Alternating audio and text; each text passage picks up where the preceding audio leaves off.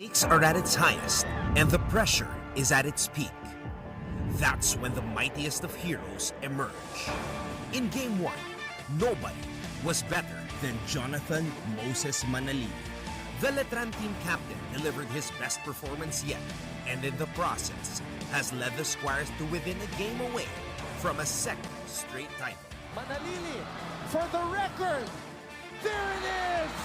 Graduating ako and syempre bago ako mag-exit, gusto ko mag-back-to-back may record ako. 96 years na kasi di nag-back-to-back yung Squires. Perpetual may be down, but they're not out. Not yet. Not when they have arguably the best player in the league and the squad that is hungry for a championship. Expected ko na po yun kasi alam na po nila yung championship atmosphere. Experience sila and kami medyo nag-a-adjust pa. Babawi po kami next game. Will Letran continue their legacy or will Perpetual make history? This is Game 2 of the NCAA Season 99 Juniors Basketball Finals.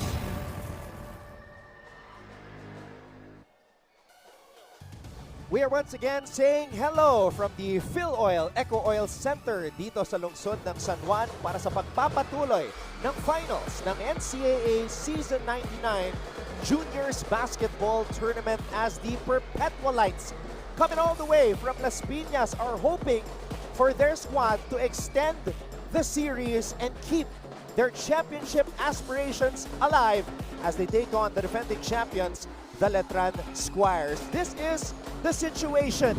Game number 2 of the finals. The Squires are one win away from history and the 14th NCAA Juniors Basketball Trophy.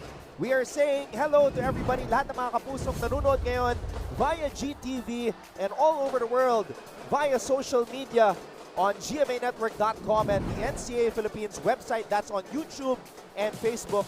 At syempre, para sa lahat ng mga balita sa larangan ng sports, do follow GMA Sports PH on Facebook and on X as well. It is a great day for basketball. Mabuhay Pilipinas! Maraming salamat sa inyong pagtutok ngayon. My name is Anton Ross. With me, of course, a man who is very familiar with this type of atmosphere. Multiple-time NCAA champion and former NCAA Juniors Finals MVP from NCAA Season 88, JV Mocon.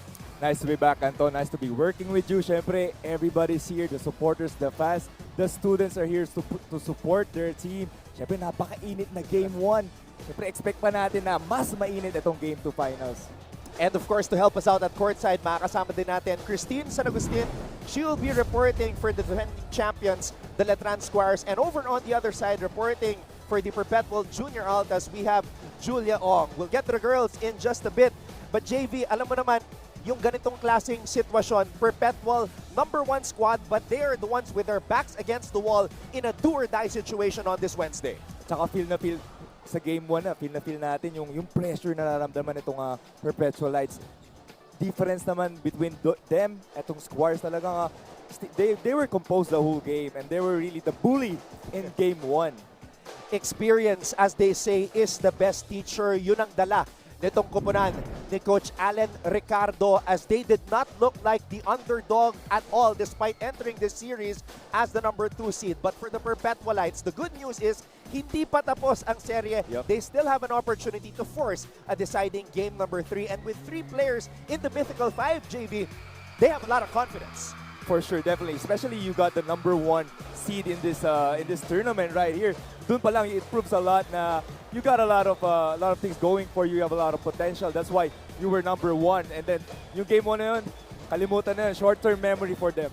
All right, but for us, we do have to talk about game #1 because in the first quarter, JV, ang nangyari dito, Letran raced off to an early 13-point advantage. The MVP, Amiel Azido, only came on during the 6-minute mark at medyo nahirapan ang Perpetual na makahabol. I think it's their turnovers para dito sa Perpetual that really haunt them the whole game, especially on the first half. Pero makikita natin dito yung third quarter run ng ginawa ng Letran between ito Jonathan Manalili and Cyrex Silorio. Talagang silang dalawa ang nagpakahirap and the Perpetual didn't have any answer for them and doon na, nakawala na dire-diretso itong Letran. You know what else Perpetual did not have an answer for? Jonathan Moses Titing Manalili. JV, His average before game number 1 was only 14.3 points per game. But in his first game in the finals this season, he erupted for a career-high 35 points and flirted with a triple-double as well. Grabe, I think wala nang adjective na masasabi na ubusan ng game 1 as we were watching you guys really cover this game. Pero this guy scored a lot, assisted, rebounded. Ito steals talaga. Ito yung 40 ni Jonathan Manalili. Pero at the same time, I think scoring isn't his forte. Talagang point guard itong batang to. Pero during the game 1, he took control. He's the captain of this team and that's why. Later, JV, I'm gonna ask you who reminds you of Jonathan Moses, Titing Manalili, because we've been wondering. And yun nga, sabi ni Coach Alan Ricardo, combination daw ni Kevin Alas at ni Roy Sumang. Yun yung nakikita niya dito kay Jonathan Moses, Titing Manalili. Let's go over to the other side. And one player from Perpetual who shined for them was JD Pagulayan, 17 points. Yun nga lang, JV, kailangan niya ng tulong. Oo naman, especially this guy, si JD Pagulayan. There's a lot of help para dito. Talagang di lang nag-click in the game 1. Pero those coming off the bench really gave them the spark para makahabol dun sa first quarter na ginawa ng Letran. Pero nagkulang eh. We needed more help from Asido, from Daep. Yung usual numbers nila aren't there on game 1.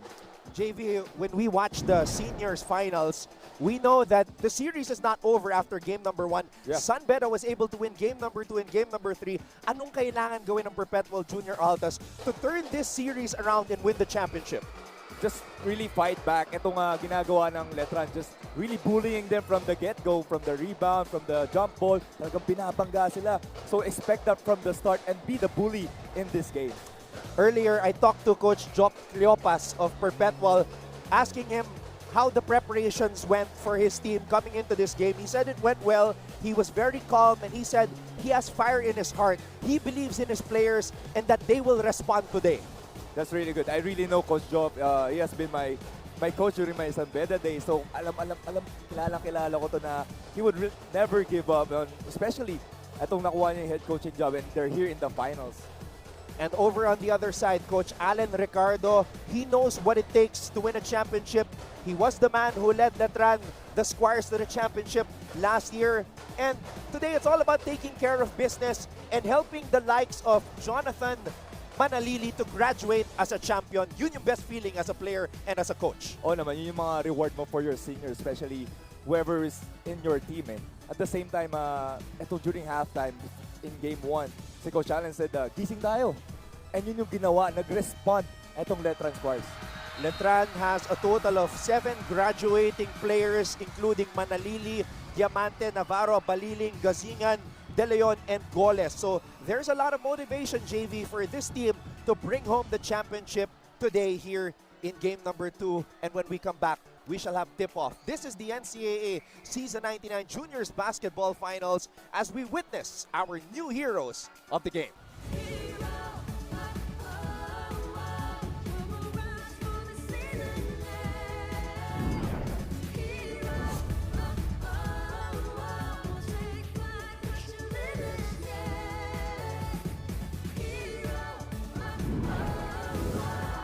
The Paris Olympics is fast approaching, and several Filipino athletes have already qualified for the international competition. To hype you for the 2024 Olympics, GMA Sports is proud to feature the top Filipino contenders headed for France this year.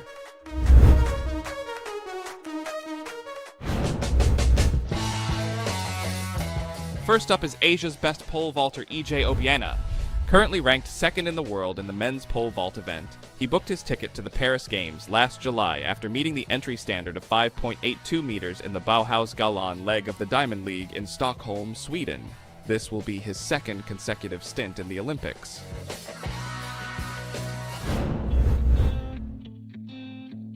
After a controversial decision to part ways with his longtime Japanese mentor Munehiro Kugimiya, gymnastics phenom Carlos Yulo secured a second trip to the Olympics after placing as the highest-ranked eligible athlete in his pet event, the floor Good afternoon, ladies and gentlemen. Welcome to the Phil Oil Eco Oil Center. It's the NCAA Season 99 new heroes of the game. Game number 2 of our best of 3 series, the finals for the juniors division. It's the Letran Squires versus the Perpetual Help Junior Altas. The Squires lead the series 1-0.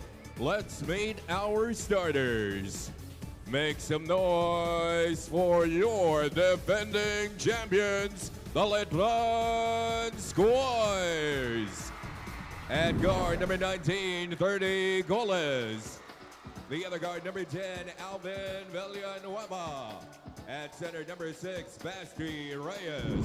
Forward number 27, Justin Hugo. And the other forward number 77. It's pretty much the same starting unit para kay Coach Alan Ricardo, but as we noticed in game number 1, it wasn't like a platoon substitution, passerelle type of rotation para kay Coach Allen. Maaga niyang pinasok yung kanyang big guns, the likes of Diamante and of course Manalili.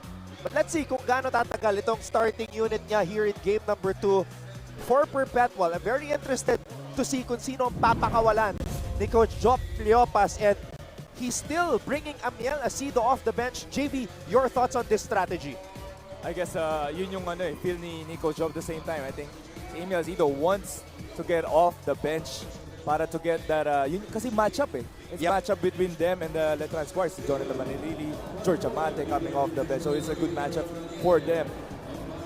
But one difference though, Mark Goho Cruz, he came off the bench in game number 1. Game number 2, one member of the Mythical 5 starting para kay Coach Cleopas. That's really good. He really gave off a lot of energy coming off the bench last game. Talagang siya yung naging spark plug for them para makabalik nga yung sinasabi ko during that second quarter run nila. And Cruz had 8 points in that first quarter, although Letran led by 13. That was their biggest lead.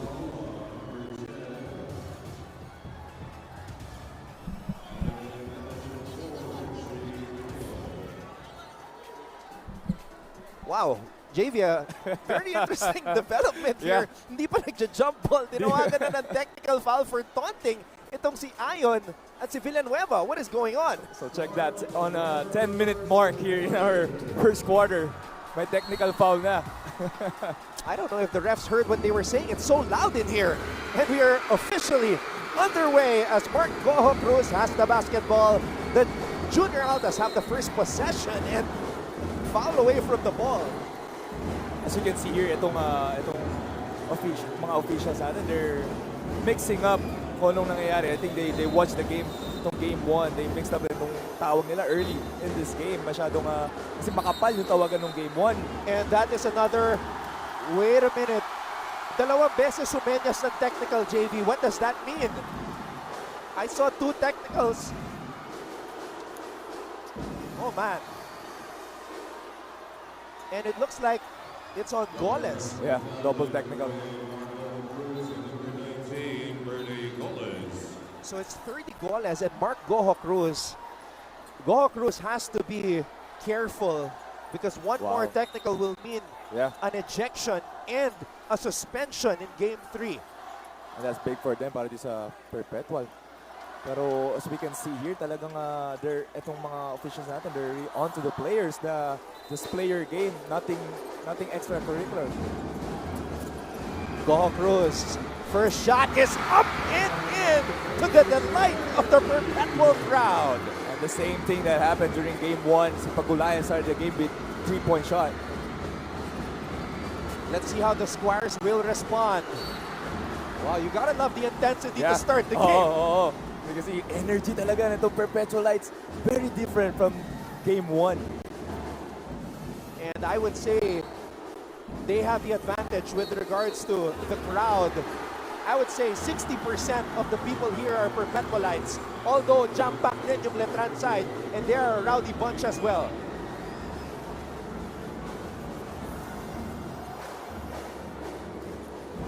Valencia looking for a teammate to throw the ball in play. That's how difficult it's been in the early goings. Ooh.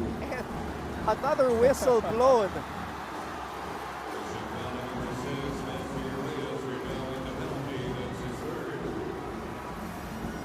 Wow, that's the third on Reyes. That's got to be some sort of record. 34 seconds, 3 fouls. And they're on penalty na itong Letran Squires. Not even a minute into the game. It's got to be some sort of record. 34 seconds in the penalty, JV. Wow. So sabi nga natin, walang leeway for itong Squires, yung mga bangga nila, even off the ball. And you can see George Diamante, one of their veterans, lumapit na dito sa kanilang starters just to remind them to settle down, not do too much, and keep their head in the game. Yup, tama. It's a bit shaky start for them, para the Squires. Pero that's their game, Anton eh. Talagang they want to bully it. Hit first eh. Ganun itong Letran Squires eh. So it's not just the physical aspect, pati yung mental aspect. Yeah. That's what drains the other team also. Mintis ang unang free throw.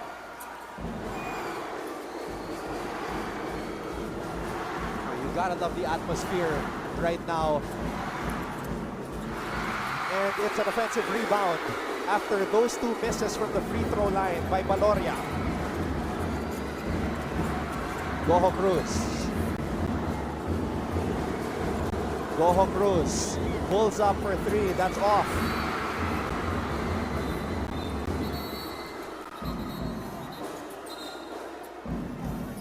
That's good defense there for the Squires.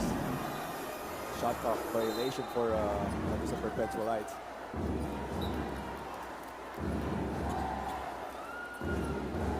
Pero kita mo, minamatch up talaga nila yung itong intensity, yung physicality na ginagawa ng Letran Squires.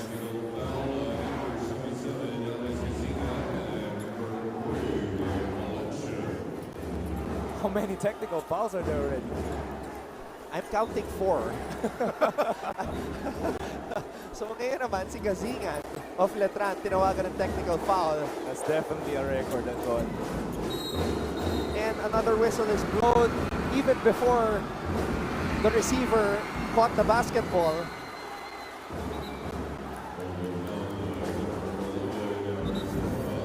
They're really controlling the game itong officials natin.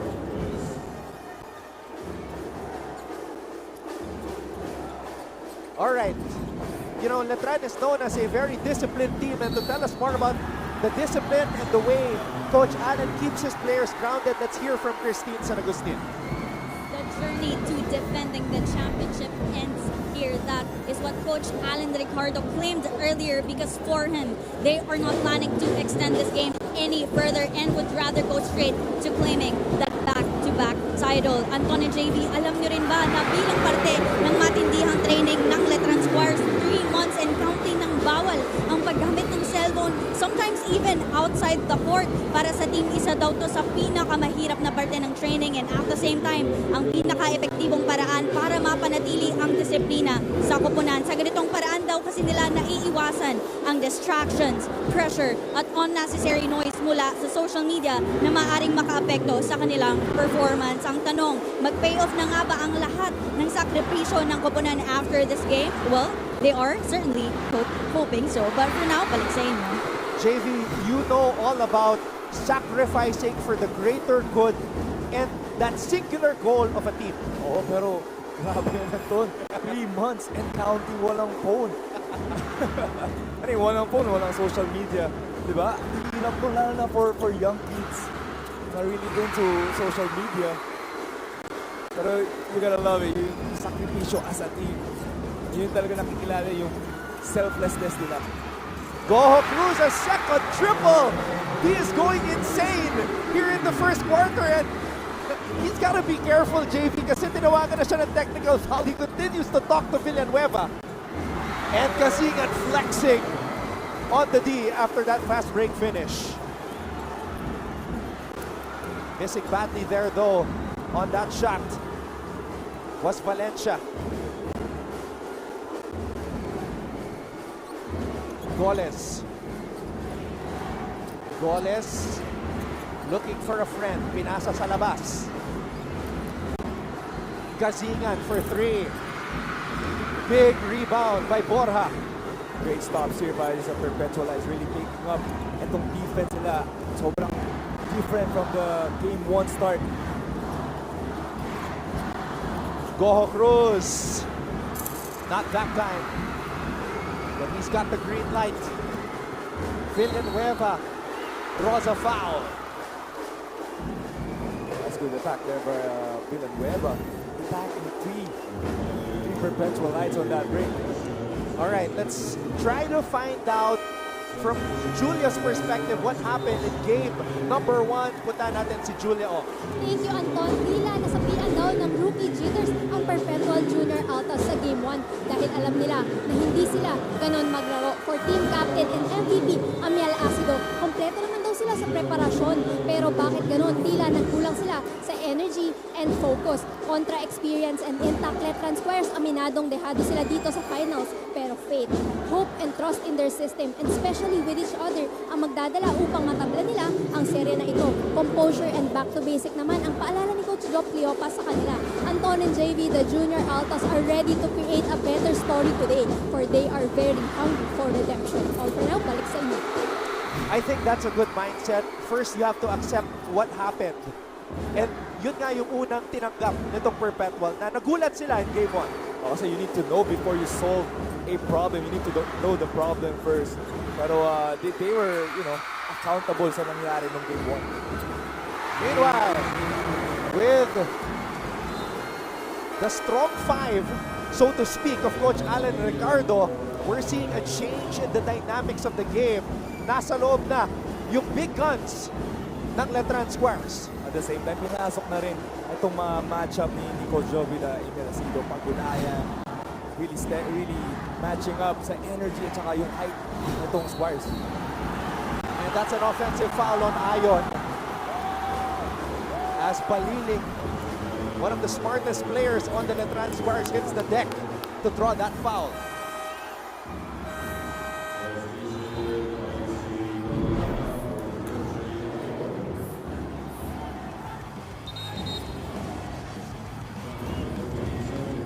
This is really smart para dito kay Paliling. Sabi ko hit first itong Squires, pero at the same time, pag bumawi ka, ready sila to take the offensive charge. Sabi nga nila, usually it's the second motion that gets caught. And that's exactly what happened there. But it was that initial bump by Baliling to let Ayon know that he's there and he's going to be physical with him that forced that offensive foul. Silorio, short, Pagulayan with a board. Tapos sa Pagulayan, once he get the rebound, nakikita niya Nakita na, he knows from game 1 na si Manalili always sneaking around, getting that steal after the rebound. So that's a good rebound from Pagulayan and protecting the ball. JV Mokon, it is going to be a long first quarter with both teams in the penalty. 1 minute pa nga naman. Anton, ang tagal na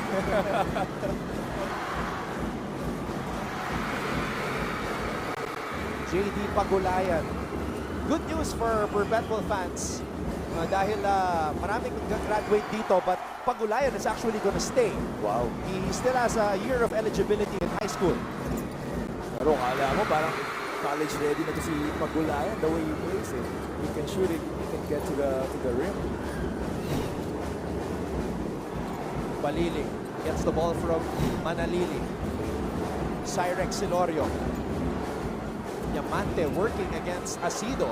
Oh, Silorio floats it up and in. Good touch. They love that play. Big to big ball screen defense there. Wow, difficult shot by JD. And Pagulayan is able to score. Manalili, tinulak. No problem! Nakabuti pa sa kanya. First basket of the game for Manalili. Si Manalili parang naglalaro lang sa sa labas eh. The way he comes, parang sobrang kalmado niya. Hindi siya napipressure. Pagulayan too strong on the triple try, and Manalili, the Cebuano kid, passes the ball ahead. Too strong. Padilla scores and draws a foul. Rather misses on the undergoal stab, and he will have a chance to score at the free throw line. This is that nice soft touch by Cyrex Silorio. Laki ng improve ni Silorio. So we can see here, Manalili with the drive. Pero talking about Silorio, yung improvement ng batang to, napakalaki from last season. At talagang minamaximize niya. Yan ni Coach Allen. Nagiging playmaker na siya in some of their plays. Earlier, JV, Perpetual was already leading by 7 at naibaba na ng Letran to 1. Kaya nga sabi mo, ito talaga yung strong fight itong Letran Squires. Nakita mo yung shift in momentum. Parang ang laki ng lamang ng Letran pero Perpetual still up by 1. Goho Cruz, a member of the Mythical Five, along with Daep and the MVP Asido. Let's see if he's going to be more aggressive. Still looking for his teammates. Borja missing at the rim. So sorry, missed there. A good play coming from Asido. They're looking at Asido right now to be the playmaker. Padilla, great body control by Daniel. Padilla gives the lead to Letran for the very first time.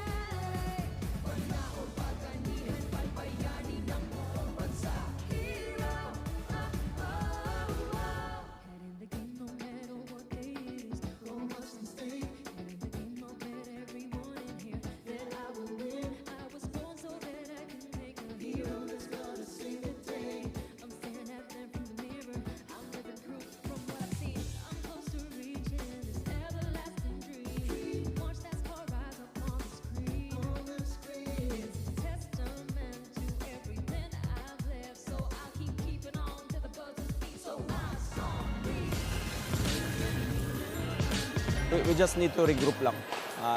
I believe that we just need to go back to our fundamentals. I believe the boys didn't play yung ano talaga kanina, but I believe that we'll just go back in the next game.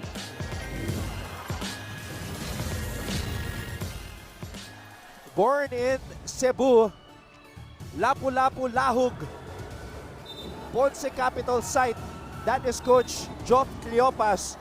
And we were talking about the jobs that he had. May kulang pa pala. Aside from TV sales and marketing, call center, gym instructor, insurance agent, and flight attendant, naging barista rin pala siya. Grabe si Coach Joe. Pero knowing Coach Joe, talagang kukunin niya lahat ng pwede magawa. Pero he came back to, yung calling niya, to what he loves most is basketball. Pero he's really big, sabi nga niya, on fundamentals. Para dito, they need to go back to their fundamental. And anong strength sila? Bakit sila napunta dito sa finals? Kalyangan has the basketball. Oh, Pagulayan falling down. Bola na kay Asido. Back to JD. Pagulayan fade away from the baseline. It's a good stop by the Squires to force a difficult shot. Diamante. Oh, wow. Daep with a block. Goho Cruz. Kalyangan libre. Big time triple for Kalyangan. They're really shooting well itong Perpetual Lights. But Letran coming right back. Balilig. Another triple for the Squires. Palitan ng 3 points dito. On the mid or first quarter. Good ball movement from both teams.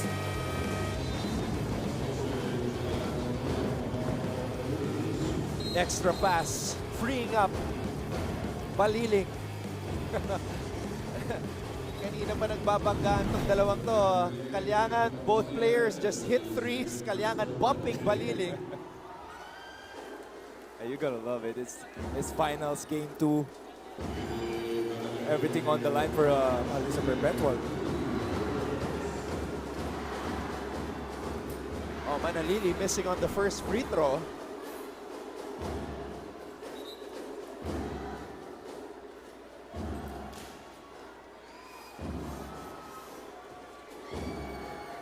course, in attendance right now, the self-proclaimed #1 motivational speaker ng Pinas, Renton Labador. Self-proclaimed. Self-proclaimed. Yeah. But of course, maraming naniniwala. Marami. Nag-iba na daw si Rendon according to him. Oo nga, #Labador na. Daep for 3.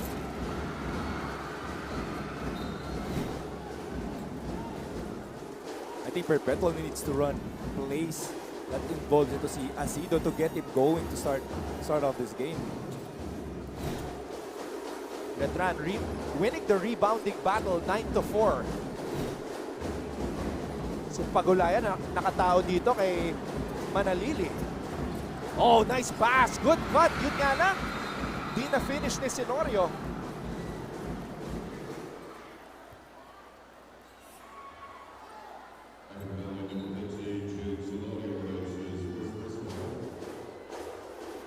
Foul for Silorio there. That's a good play. This is one of the most run plays for Letran Squires. And Perpetual should know this already kasi itong game pa talagang pumatay sa kanila itong play na to eh. Roluna knocks in the first free throw. And every time when they run that play, ito si Jonathan Manalili is always the decoy who's gonna be the screen. And is gonna screen again for the one holding the ball. Itong big man na si Silorio. Or si George Diamante. Diamante smiling, taking off. So pass ball daw, sabi ng referee.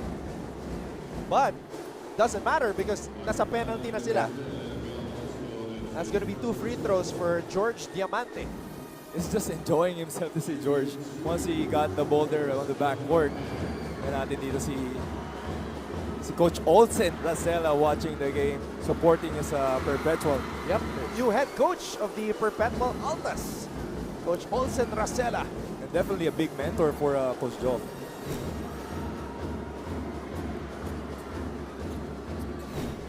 Silorio grabs the Diamante miss.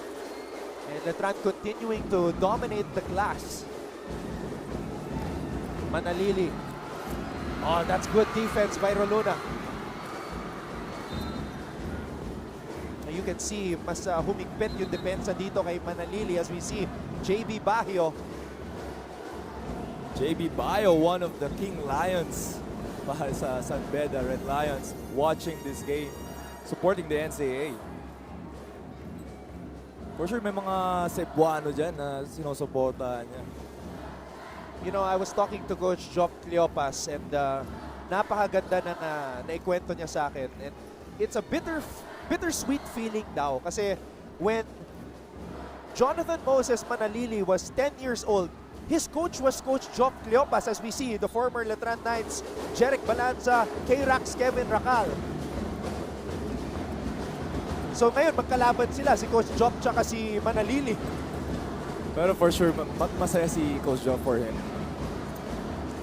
Asido. Oh, rattles out. You can hear the roar of the crowd. Silorio, beautiful finish on the break.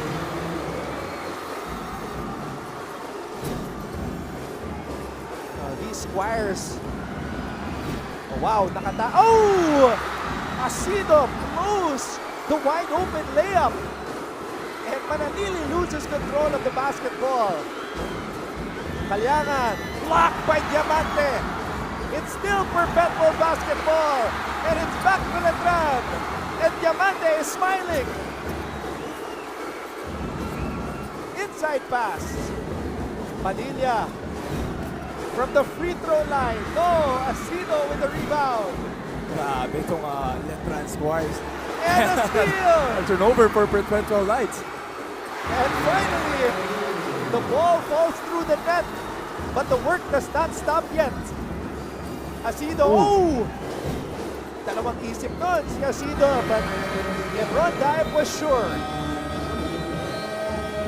And I am saying thank you right now to Coach Alan Ricardo. We gotta take a break. Letran is up by 3.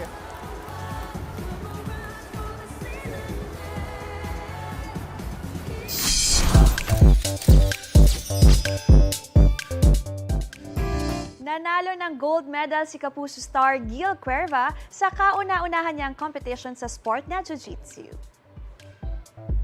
Sa post sa Instagram, shinare ni Gil na nakuha niya ang gold matapos manalo sa 3 laban noong Sabado. Thankful siya sa kanyang mga coach, teammates at training partners. Sa kabila ng panalo, marami pa rin daw siyang kailangan ma-improve lalo na't 9 months pa lang siya sa training. Congratulations, Gil!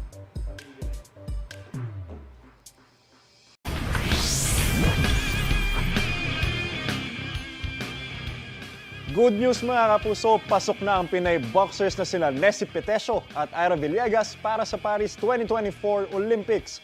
Qualified ang dalawa matapos magwagi sa kanilang laban sa Road to Paris First World Qualification Tournament sa Italy. Winner wala nag-expect na papasok kami ng Final Four. Wala nag-expect na mananalo kami dito sa series na to. We're just trying to offer it to ourselves, to our family, and to the Letran community.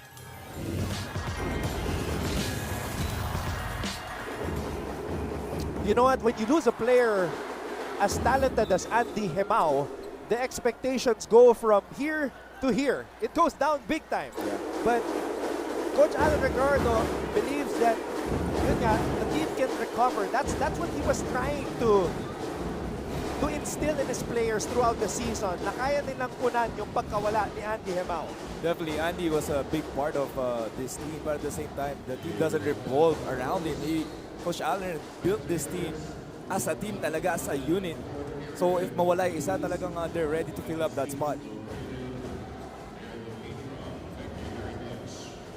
But before going to that timeout, eto nangyari sa Perpetual. First quarter then, game 1, a lot of turnovers, and then transition defense wala sa kanila. So dire-diretso itong Letran. Scoring back to back to back. You know, recently I was watching you play in the professional ranks, and now you're beside me covering this game. I see the difference in the style of play. Do you miss this kind of pace, JV? It's a yes and no eh. Yes and no. Kasi yung tuhod ko dinata para dito eh. Pero when I was up, talagang ang daming energy eh. Di ba? JV Mocon, of course, now a starter for one of the teams in the professional ranks, and that's very hard to do, you know, to make it from being a finals MVP in this juniors division in the NCAA, and then finding a spot as a starter in one of the, how many teams in the league? 12. 12 teams. So sabi nyo nga ni Coach Martin, talagang a lot of these players, as we can see here, si Commissioner Tonichi Pohante, watching the game. So I was talking about some of these players are not gonna play collegiate or professional, and Scotty Thompson's supporting etong Perpetual niya, and still nursing an injury para dito kay Scotty. So some of these players talaga itong highlight ng career nila, so they really need to go all out.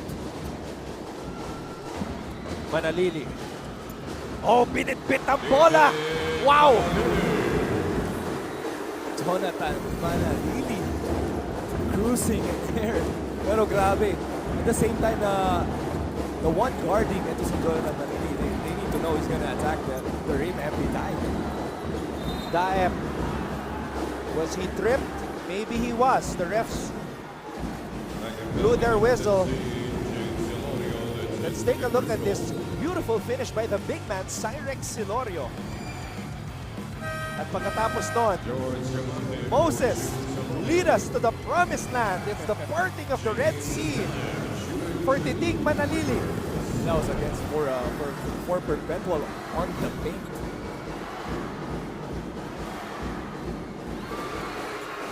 Now here's a guy who made it to the Mythical Five, LeBron James Daep.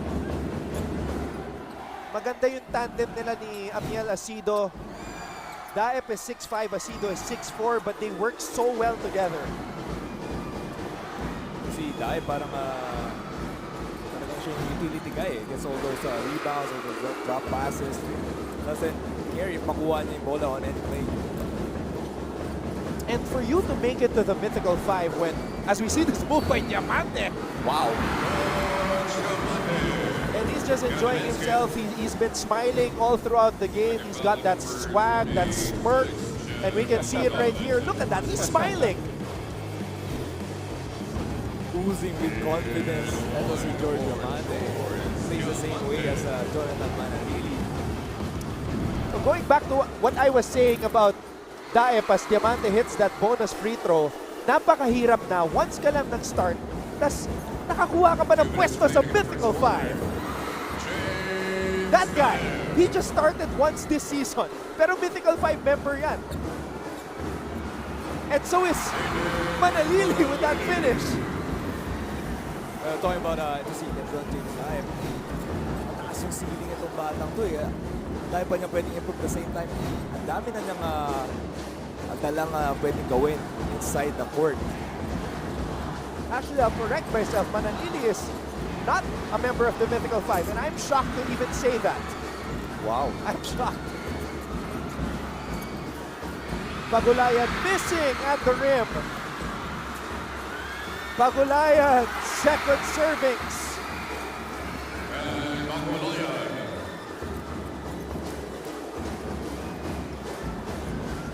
It's only Diamante from Letran who made it to the Mythical 5.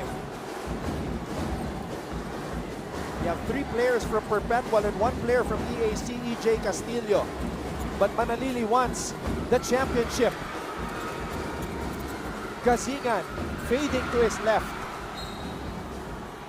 And Anton, they have always been like that. Itong Letran Squires. Only 1 or 2 players getting into the Mythical 5. Pero you know this yung first 5, even 10 players sila, first and second group, really knows how to play. And yun yung binuo ni Coach Allen dito for them to not really, not about the stats. It's all about the team. It's only byproduct na lang yun eh. Getting all these individual awards. Tama ka doon. Last season, si Andy Hemaulang, yung miyembro ng Mythical 5. Cruz, defending Kalyanan. Daep popping out. Gives it to his buddy, Asido. And Asido floats it up ended. That's what I'm talking about. Talagang he needs to get those touches. Padilla, what a game Padilla's played. And look, the ball passed up ahead. And that's going to be a turnover for Luna. That's good transition defense there by Letran Squires. Coming off a fast break and then running down to the fast break naman. The Perpetual stopping that layup. What a high-scoring game. 32-28 with 16.2 seconds remaining in what has been a high-octane, electric first quarter. First quarter ba lang? Yep. Parang pa fourth quarter na tayo eh. Padilla, another one! He has that soft touch. Ito si Padilla. Padilla already has 8 points. This is the biggest lead of the game for Letran, and that will do it. For the first quarter of play, Perpetual was up by 7, but the defending champions turning things around. They are up right now, 34-28 at the end of 1.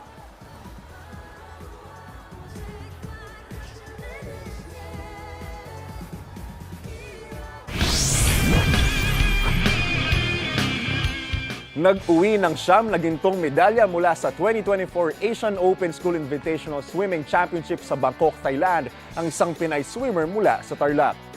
Siya ang 16 years old na si Triza Tabamo. Bukod sa siyam na medal, gold medal, meron pa siyang 3 silver medal. Kabilang sa mga sinalihan niyang kategorya ang 100-meter backstroke, 100-meter butterfly, 100-meter freestyle at 50-meter backstroke. Inaalay ni Triza ang kanyang panalo sa kanyang mga magulang, coaches at lahat ng tumulong sa kanya na makasali sa kompetisyon.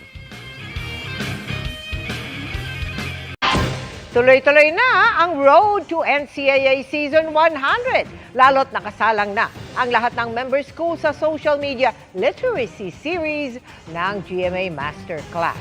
Ang pasilip sa digital dive sessions ng Lyceum Pirates at Benin. Mga kapuso, it is game number 2 of the NCAA Season 99 Juniors Basketball Finals. I wish every game day was like this.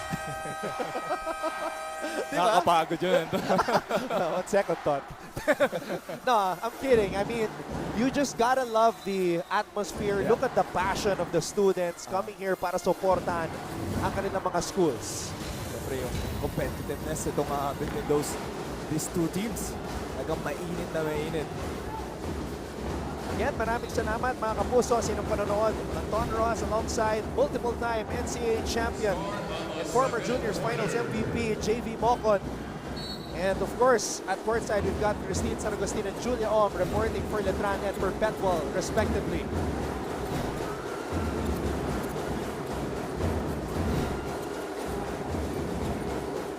Letran mixing up their third group naman. Mixing up with their second group on this lineup right here. Interesting development. Padilla. Fade away. Diamante. He's smiling again as he heard the whistle blown.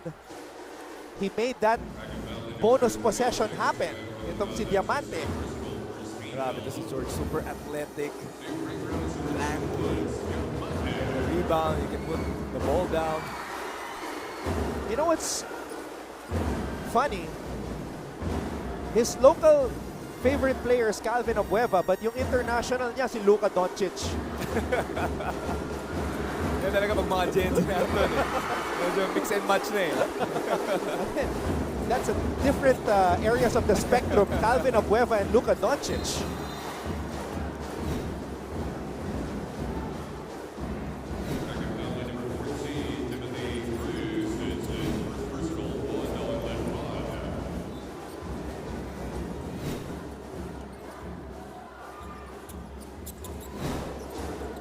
Reluna. Oh, natapikan. Daep recovers the basketball. Daep, wow! LeBron James Daep soaring for that layup. And he saved that turnover na yun.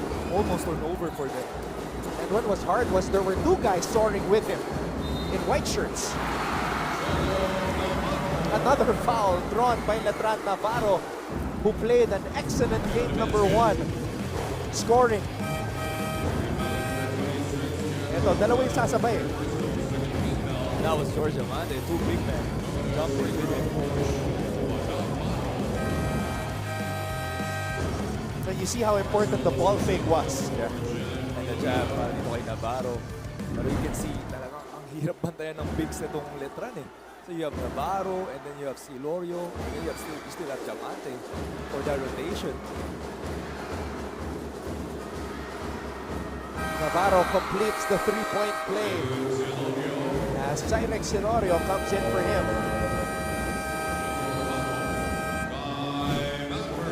We have an early timeout. Perpetual is down by 9 here in the second.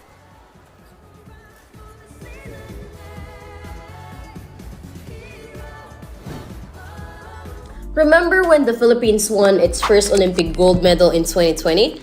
That was also the first time the Philippine national anthem was played on the Olympic podium after trying for nearly 100 years since our first stint in 1924. This is all when Heidelin Diaz Naranjo, or better known as Heidelin Diaz, won the first gold medal for the Philippines in the 2020 Summer Olympics in Tokyo. Matagumpay na nakamit ni Heidelin ang ginto sa 55kg category in women's weightlifting. Pero alam niyo rin ba na she also set an Olympic record of 224 kilograms combined weight in 2 successful lifts? Pero hindi naging madali ang kapalaran ni Heidelin patungong Olympics.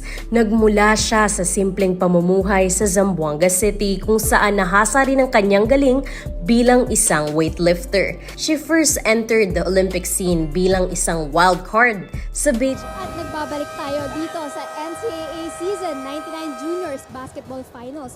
Coming into today's game, alam ng Perpetual Altas na this is a now or a never. Kaya ayun ang nakatatak sa kanila papasok sa larong ito. Alam nila na they have to give their all. as a team. Kumbaga kanina nga, ang sigaw ng bench ng Perpetual Altas ay mag-focus. Wag daw sila magpadala sa mind games at physicality ng kalaban. Sinabihan naman sila ni Coach Job na okay naman daw ang opensa nila. Ngunit sa depensa, mabagal daw ang ipinapakita nila. Walang titigil ang naging huling paalala ni Coach Job sa Junior Altas sa pagpapatuloy ng larong ito. Anton and JD, balik sa inyo.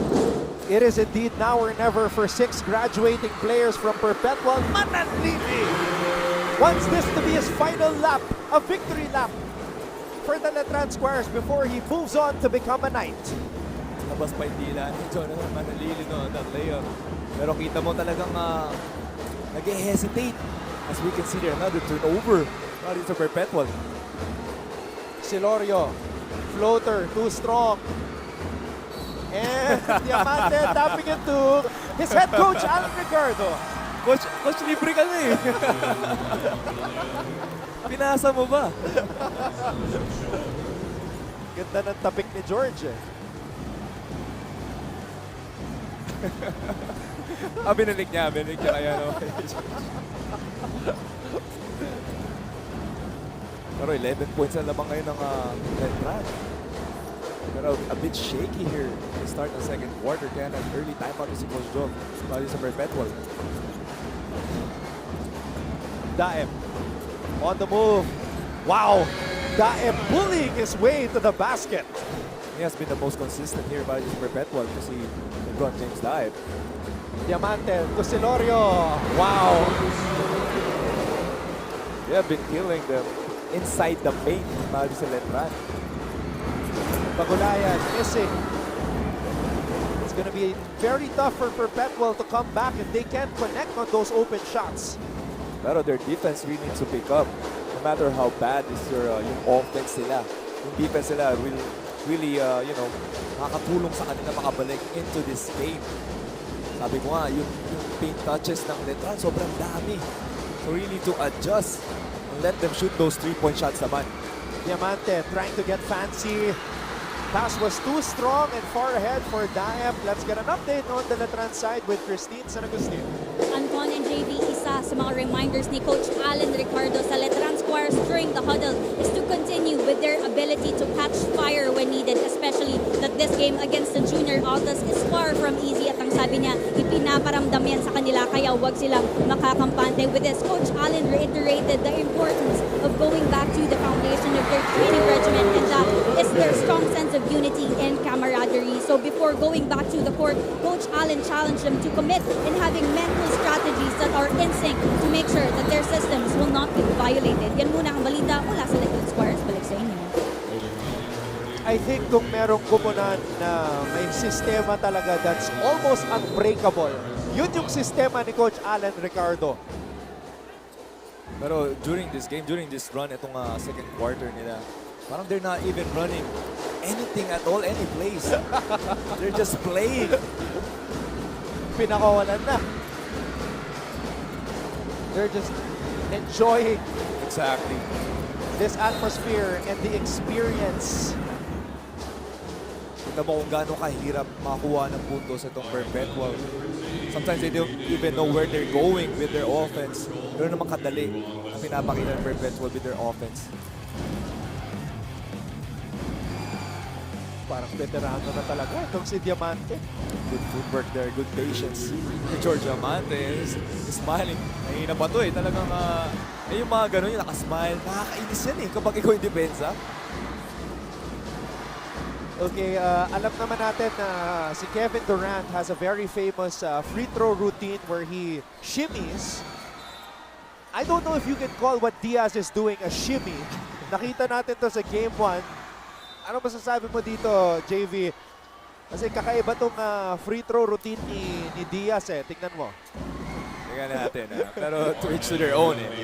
If ma-shoot yan ni Diaz, hindi effective sa kanya.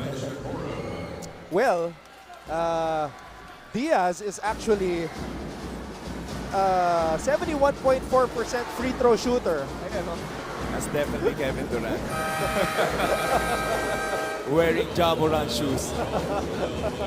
Ayan o, yung wiggle-wiggle ni Diaz. Yun.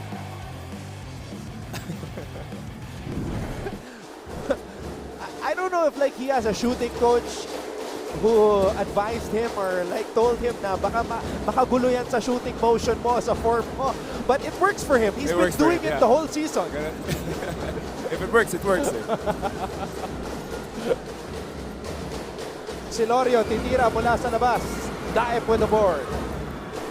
And they should give that itong Perpetual 3-point shot naman. Kasi kanina pa sila kinakain sa loob eh. Goho Cruz. Oh! Man, scary fall by Mark Goho Cruz. Cyrex Silorio. Wow! One-handed floater para dito kay Cyrex Silorio. Akala ko papasa eh. Nakatingin siya sa may baseline. Look, oh. He was looking to his right. Akala ko papasa. When he felt the contact, he decided to shoot.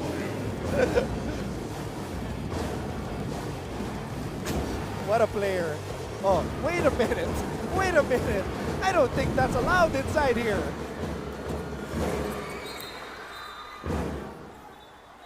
Right now, they're just bringing out all kinds of celebratory moves because they are having a blast inside the Phil Lloyd Eco Oil Center.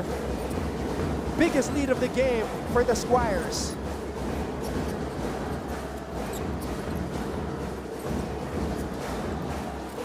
Asido has been quiet, JV. Yeah. Pagulayan. Well, that's a good pass by Asido.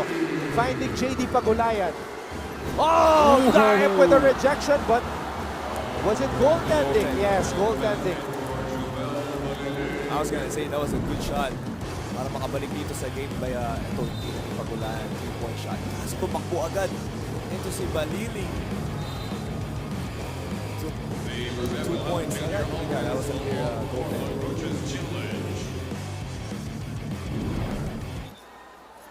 So walang safety dito at all para dito sa Perpetual. Talagang hirap na hirap sila to defend that transition defense.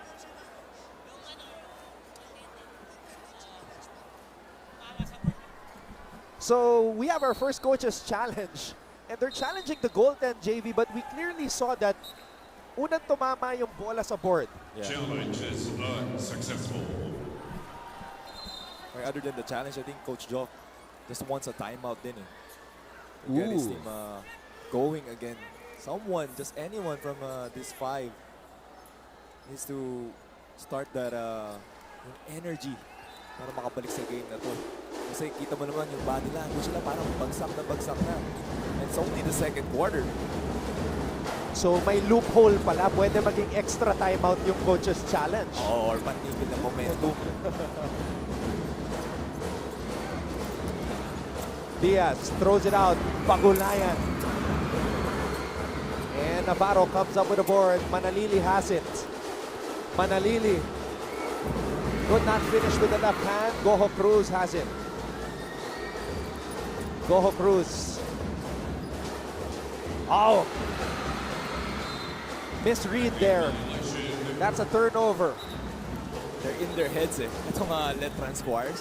They're in their heads para din sa Perpetual kasi papasa lang nila kaso naiilang sila eh.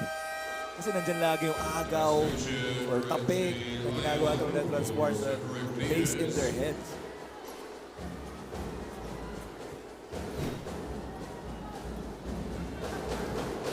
Malili gets it to their captain, Manalili. Manalili dancing along the baseline. Throws it out. Navarro. Manalili gets it back. Napakalalim! He was just standing there pero he turned the trash into gold. Para dito kay Jonathan Manalili. Pagulayan, that's a foul on Padilla. All right, JV, I'm gonna throw the question to you now. Who does Manalili remind you of na point guard or player? Gio Halalo. I think it's Gio Halalo. The way he plays, the way he carries himself, the way he gambles on defense. I think it's very much Gio Halalo, the way he finishes around the rim. A taller Gio Halalo. Those are great comparisons. And that's a lot of comparisons already. So actually, grabe.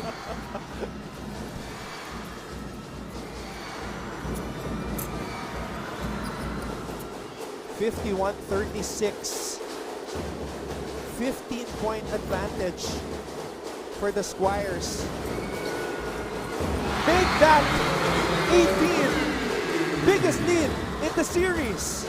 Some defensive schemes na ginagawa itong Perpetual, pero it hasn't been working for them. They're trying to ice. Ito si Jonathan Manalili did not get the ball. Pero naman si Daniel Padilla scoring. Ooh. Looks like that's going to be on Baliling. Yep, he admits it. Apologizing to Coach Alan Ricardo.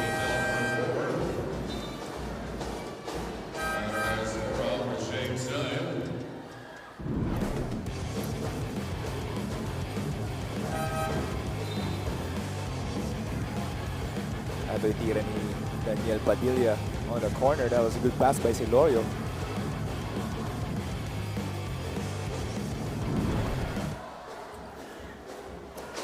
Coach Alan Ricardo very animated on the sidelines despite his team holding this 18-point advantage.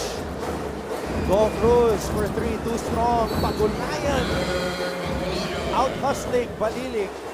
And they need those yung mga second chance points for Perpetual. If they're not really scoring on the first try, they need to get to the boards. Pero mahirap eh. Mahirap sabihin, Anton eh. Ang daling gawin for them, pero mahirap. Once they crash the board, pero naman nagli-link out para dito sa Letran because you got George Amante, you got Silorio to secure that board.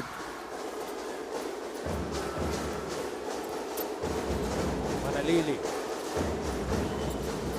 And now you can see in this quarter na nakuha na ni Manalili yung control of the game.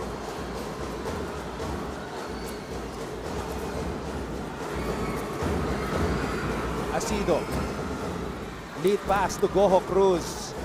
Goho Cruz. Oh, good rejection by Navarro. Asido. Pagulayan. Airball. Naka-deny na si Ayon kay Manalili. Padilla. Another one! That's a good defense and good ball movement para dito sa Letran Squires. Sabi ko nga, Coach Allen built this team as a unit. They're not really looking for someone. It's just they're playing the right place at the right time every time they get to the offensive court. As a team, Letran is a 27.9% three-point shooting squad. But more than that, it's finding the open man and taking good shots. And Asido is having a nightmare of a game too. The MVP, Amiel Asido, just 2 points, 1 of 3 from the field, 3 rebounds and 2 assists. He needs to do more. Only 3 field goals in the first half. He needs to be more aggressive, demand the ball. If you are the MVP of this league, you need to show it right now. Valencia snatches the ball away from Baliling. And here comes there the MVP.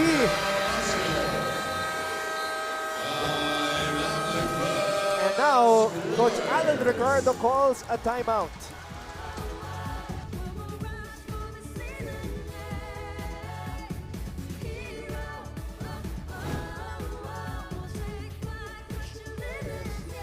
The Paris Olympics is fast approaching, and several Filipino athletes have already qualified for the international competition.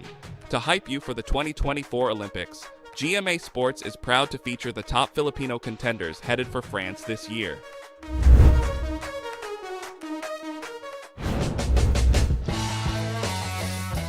First up is Asia's best pole vaulter EJ Obiena. Currently ranked second in the world in the men's pole vault event, he booked his ticket to the Paris Games last July after meeting the entry standard of 5.82 meters in the Bauhaus Galan leg of the Diamond League in Stockholm, Sweden. This will be his second consecutive stint in the Olympics.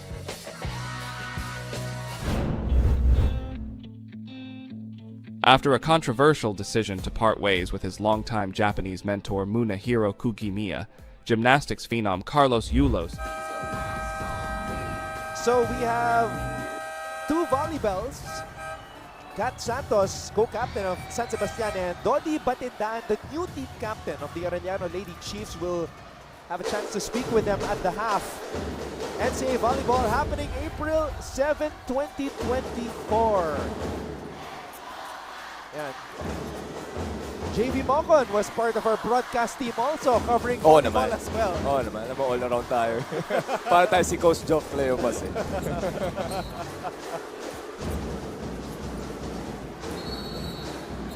Pati sa mga game show sa GMA, sumasaba ka na rin dyan. Kaso di pa tayo nananalo eh. Dapat alam mo, and Family Feud. Family Feud, yeah. We won Family Feud. Yeah. Pero that layup by Emil Asido, that's gonna get him going para dito sa Perpetual. Then that's big for them eh. 2 minutes and 56, that is our time remaining here in a very physical, electric, fast-paced first half. And high-scoring ball game. Imagine 57 points on a 10-minute quarter. Perpetual is the highest scoring team in the NCAA, averaging 93.1 points per game, but right now just 41. I think 1 and 2 sila with Letran, if I'm not wrong. Pero you can see here talagang Letran really is known for their defense. Yeah, you're right about that. Number 1 and 2 sila in scoring.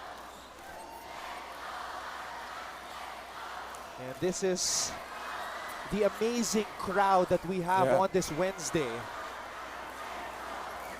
They're really cheering, not just watching. Talagang rinig na rinig mo, just everyone cheering for their teams.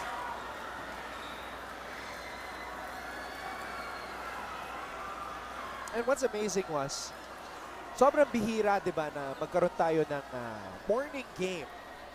Game number 1 took place in the morning, tip-off at 9:30 a.m. And the crowd was pretty much like this also. Wow. Halos ganito din yung atmosphere. But I think today, it's a lot more people. Definitely. Talagang ramdam natin yung init. At JV, na-spot din natin yung mga NCAA legends. Earlier, we saw Jeric Balanza, K-Rax, Kevin Racal, beside him, Macjor Luib, and another Letran legend, RJ Azul. Oo naman. RJ Azul watching on the VIP seats talaga. Siyempre, as a legend, you need to be, one of the VIPs here dito sa game natin. I think Larry Muyang din was watching inside here sa Eco Oil. So you got Balanza, you got Racal, Luib, Azul in the VIP. And ayan, nakikita ko si Muyang. He's in the tunnel. Si Larry sa tunnel lang. Wala nang maupo si Larry Muyang. Champion din niya si Larry Muyang. Yes. Pero iba talaga yung legend eh. Mag si RJ Azul. Oo naman, sa VIP eh. Sitting 1 seat apart from Father Vic Calvo. Yeah. Ganun na yung yung level ni RJ. Papari na si RJ. And by the way, RJ Azul is still playing up to now. Oo naman. One of my teammates ko si RJ, our captain ball. It's so amazing because my first year covering the NCAA, that was 2009. Season 85, naglalaro pa si RJ at si Ray Guevara sa Letran. Grabe, no? And, so, di ko alam kung sino matagal, si RJ o ikaw? Si RJ. Ayan, RJ Azul. Pero imagine, he's a prime example of longevity. Amazing. Ayan, sinasabi. Yeah, exactly. Talagang how he take care of his body. Ito si RJ. And I think 15, 16 years now playing in the PBA, in the pros. Yes, and he starts games. He starts games. Yes, right? Playing long minutes. Playing long minutes. So, I mean, that's just a testament to your discipline as a player to last that long. I mean, like Bo Belga, like Anjo Karam, also. You know, those guys that up to now are still playing. Oh! Wait a minute. Okay, binabangga si Manalili, hindi pa nag-start yung... Hopefully we can see the replay there. Just sliding in front of us. And Coach Alan Ricardo calling for an unsportsmanlike. Oh, they will review again. This is probably the longest first half that I've ever been in. And tumatawa si Coach Allen, so no, I think he's just checking on Jonathan.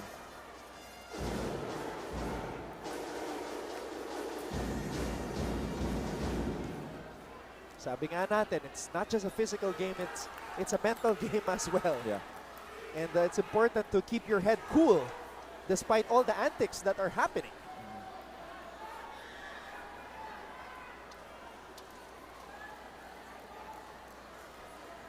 There you see former Perpetual coach and player as well, Gerald Dizon. I played against din. Ito si Gerald Dizon. So it's a full circle lagi, no? Yeah. Talagang when you're part of the NCAA. Tapos ngayon, ako na, analyst na. Coach Alan Ricardo named interim head coach of the Letran Knights, and it was revealed by him mismo during our post-game interview na yung mag-graduate sa Letran will stay as Knights. O, eto yung nangyari. Okay.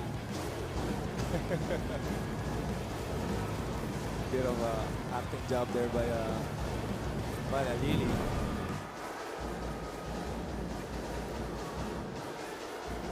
So let's see what the referees will call here. Hopefully a no call. Let them play. I agree with that. Yes, Yeah, we got what we wanted. But Diamante wants a non-sportsmanlike. So we said yes na unsportsmanlike. Hey, let's just get back to the ball game. I think this can probably go to Perpetual's way. By the way, belated happy birthday to Jacob Lau. Oh, belated happy birthday, Boss Jacob Lau.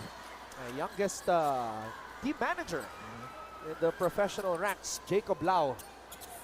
Celebrating his birthday just a couple days ago.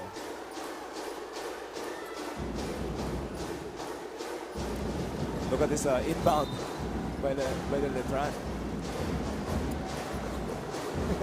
Yung position nila para mga fighter jet sa Top Gun eh. Parang football eh, 5 players on the baseline. Ooh, a rare miscue there by the Squires.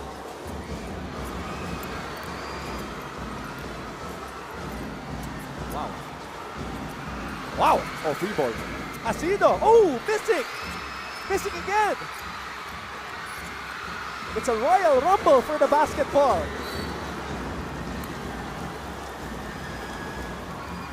Grabe, intensity talaga in this game. Ang tagal nung lull, pero nung pagbalik natin, bakbakan na agad between these two teams. Parang may static yung bola eh. Oo, agawan buko talaga. May langis eh.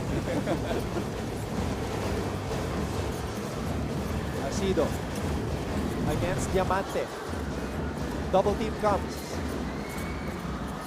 Goho Cruz, baseline fadeaway does not work. Diamante snatches the ball. That's what Asido gets eh. A double every time he gets the ball. Kaya nahihirapan din talaga siya to create for himself and for his teammates also. Manalili asking for a clear out. He's sick and tired of this box and one. Manalili. Padilla. Padilla grabs his own miss. Throws it out. Silorio gets it to their captain, Manalili. Manalili blocked. And that's going to be a foul. That's good defense there by Perpetual. And that's what they need to keep doing para dito kay Jonathan Manalili on their defensive schemes. Let him shoot those 3-point shots and adjust once he make those. Pero until hindi pa siya nakaka-shoot, let him take those. And I would say, sa pagkakataon na yon, they were able to frustrate Manalili a little bit because Ayon was on him, denying him. Pababa pa lang siya ng court. And then he wanted to go one-on-one, which is very uncharacteristic of Manalili.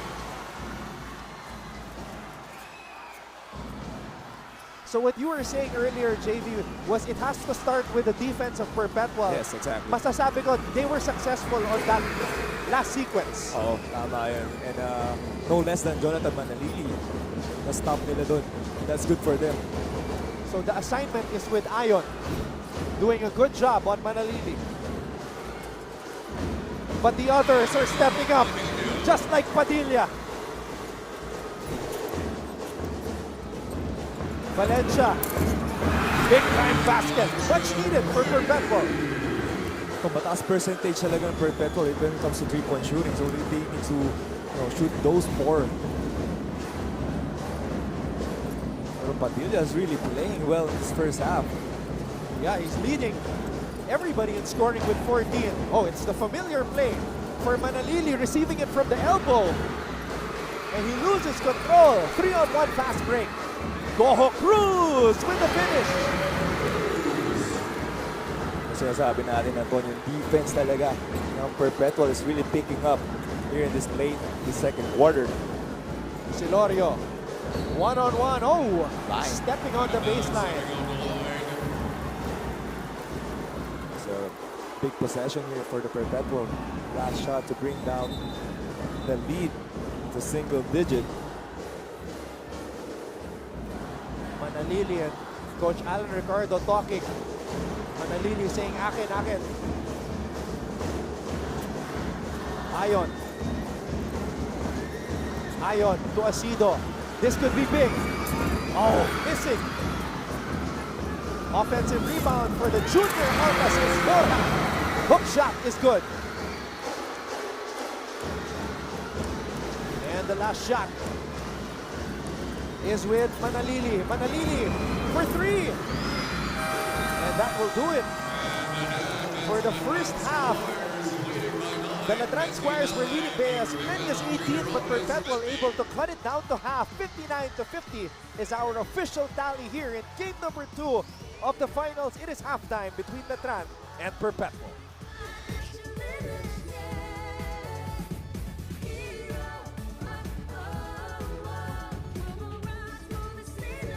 The Paris Olympics is fast approaching, and several Filipino athletes have already qualified for the international competition.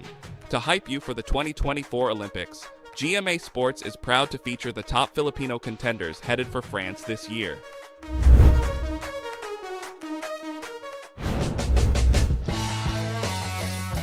First up is Asia's best pole vaulter EJ Obiena.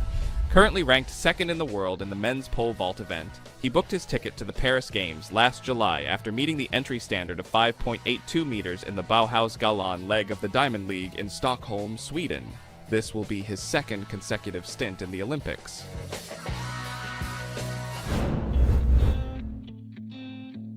After a controversial decision to part ways with his longtime Japanese mentor Munehiro Kugimiya, gymnastics phenom Carlos Yulo secured a second trip to the Olympics after placing as the highest-ranked eligible athlete in his pet event, the floor exercise, in the 2023 World Artistics Gymnastics Championships. Yulo opted out of the 2023 Asiad to focus on the World Tournament alongside Aldrin Castañeda, who was his coach during his junior years.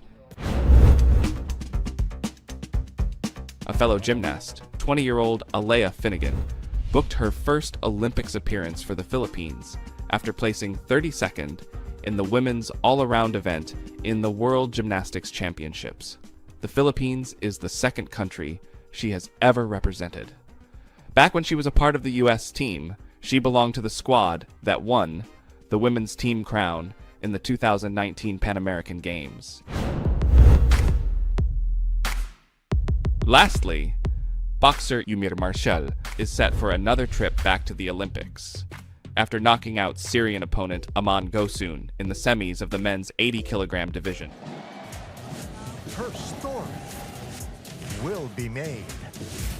New heroes will rise. NCAA Season 99 Women's Volleyball this April on GTV. Nagbabalik po ang aming live coverage ng NCAA Season 99 New Heroes of the Game. Halftime of this matchup in the finals sa pagitan ng Letran at Perpetual.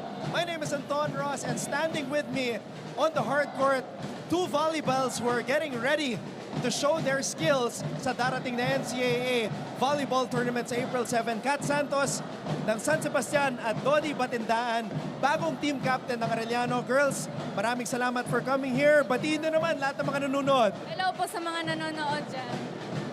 And Dodi, syempre, Kat, bagong team captain ng Arellano yan. Hello po. Okay, Kat, mukhang kondisyon ka ngayon coming from beach volleyball. Kamusta naman yung mga preparations nyo ng San Sebastian Ladies Tags para sa darating na volleyball tournament? Okay naman po yung preparation po namin. Pinaghandaan pa rin po namin yung service receive po namin. Yun po talaga yung tinutukan namin. And nung papalapit na po yung season, pinag-focusan naman po namin yung opensa po namin. Okay, speaking of opensa, Kat, kilala ka bilang isa sa mga pinakamagaling na offensive players sa volleyball. Ikaw personally, paano mo pinaghandaan yung season knowing na ikaw ang isa sa mga co-captains and best players sa women's volleyball? Siguro po inuna ko muna yung physical health ko. And tsaka sinunod ko na po yung kung paano ko po uunahin yung mga skills ko. Okay. Dito naman tayo sa bagong team captain ng Arellano, si Dodi Batindaan.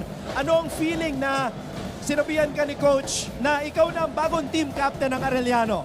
Siyempre po masaya kasi bukod sa responsibility, parang opportunity din po to para makahawak ng team. Ang Arellano naman, last season, sobrang nakakagulat. Hindi kayo pinalad, no? Pumasok sa Final Four. Paano nyo pinaghandaan yung season to become one of the contenders ulit para sa women's volleyball? Ayun nga po, gaya po ng sinabi nyo, siguro nagsimula po kami doon. Inanalyze po namin kung ano pong pagkukulang. So doon po kami nagsimula din. Chinaga po namin everyday na training.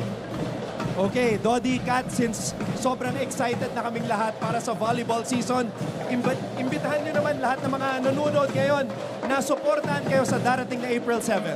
Hello po sa mga volleyball fans dyan. Sana po supportahan niyo po kami this incoming NCAA Season 99 sa April 7 po.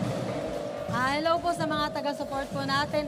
Sa paparating po na NCAA Season 99, inimbitahan po namin kayo na manood at suportahan po ang women's volleyball.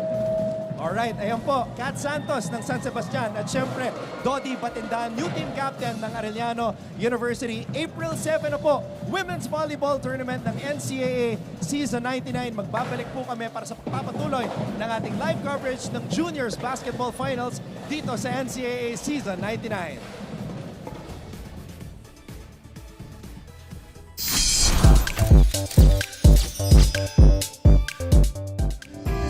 Nanalo ng gold medal si Kapuso star Gil Cuerva sa kauna-unahan niyang competition sa sport na Jiu-Jitsu. Sa post sa Instagram, shinare ni Gil na nakuha niya ang gold matapos manalo sa 3 laban noong Sabado. Thankful siya sa kanyang mga coach, teammates at training partners. Sa kabila ng panalo, marami pa rin daw siyang kailangan ma-improve lalo na't 9 months pa lang siya sa training. Congratulations, Gil!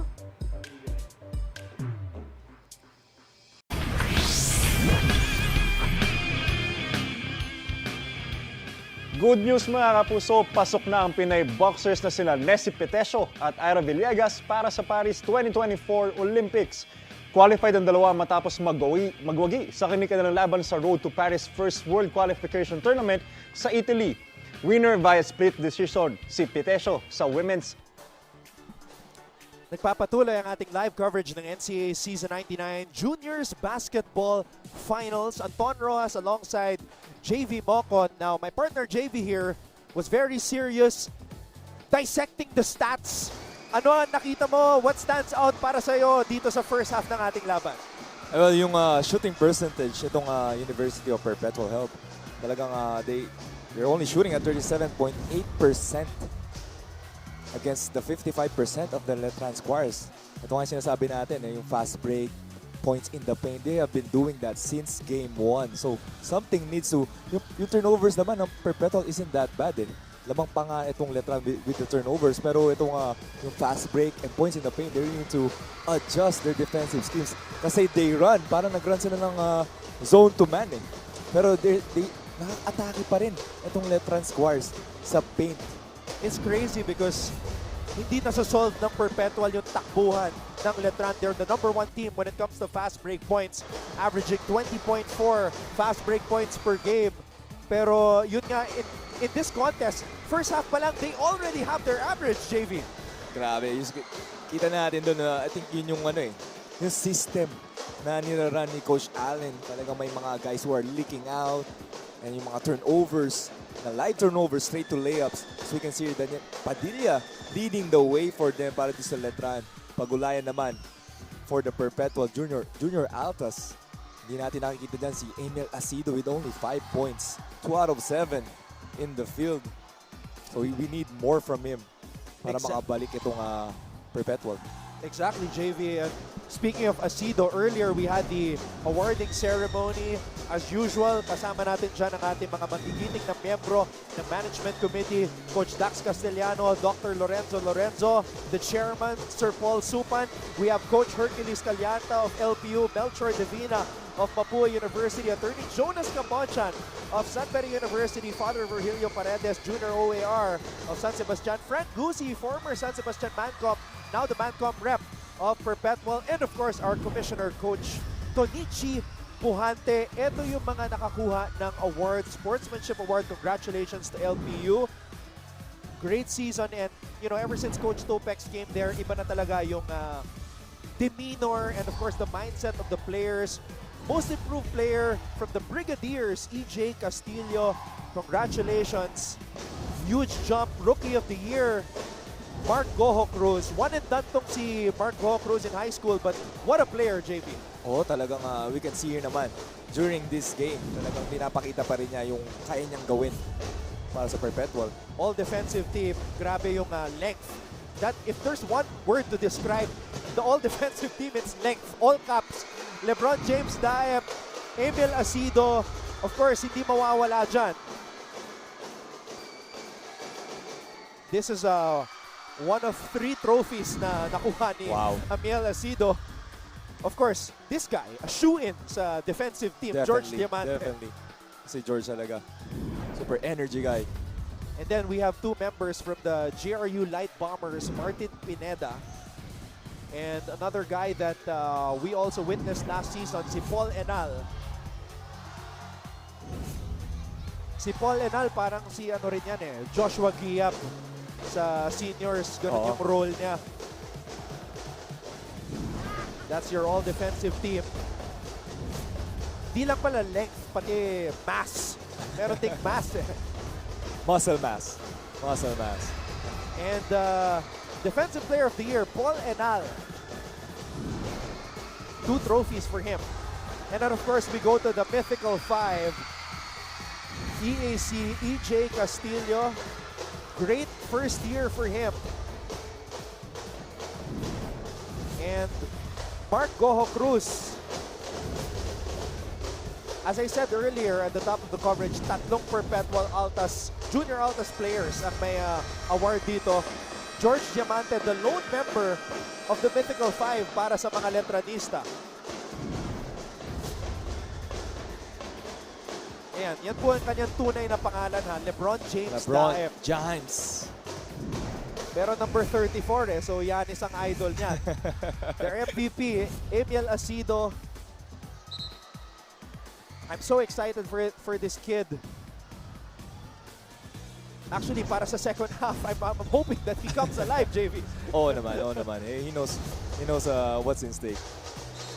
Because he is the MVP, the most valuable player, Emil Acido. That comes with a lot of pressure din, Antonio. You know, MVP, carrying your team to the finals. Siyempre, winning that ship. So we are officially underway in the 3rd quarter. Maraming salamat sa inyong panonood. Anton Rojas alongside JV Mocon. And on court side, we've got Christine San Agustin and Julia Ong from Letran and Perpetual, respectively. At ayan na po, Emil Acido with a triple to start the second half. Mr. MVP, they went directly and also a steal here. Just what we asked for. Valencia, Goho Cruz, and the awardees are doing damage. Ito na yung Perpetual Altas, starting off with a lot of energy. Can't the Squires weather the storm here in the third. Diamante, drop pass, Silorio, Baliling, Padilla with a fake. Padilla stops, pops, doesn't drop, and Rojo Cruz wants it more. Oh, Cruz out rebounding there by Diamante. Out-rebounding Diamante is not a sentence we say a lot. Asido, another one! Welcome back, Mr. MVP. It is an 8-0 run for the Junior Altas. And it's a 17-0 run in the last 2 minutes and 37 seconds and counting. Manalili almost throwing it away. Cyrex, Silorio off the glass, missing! Rojo Cruz! Rojo Cruz! With the rebound! Nagkakapi pa sa air eh. Makukunin yung rebound na yun. As we can see, itong Spain action na ginagawa. This is the third time na ginawa itong Perpetual. But they're looking for Emil Asido. Rojo Cruz. Rojo Cruz looking for Daep. And you know, it's only fitting na pinakita natin yung Mythical 5. Oo. Yung tatlo doon, na galing sa Perpetual, sila ang gumagawa dito sa pagsisimula ng third quarter. And they really need to. As we can see here, grabe yung run na ginagawa nito Perpetual.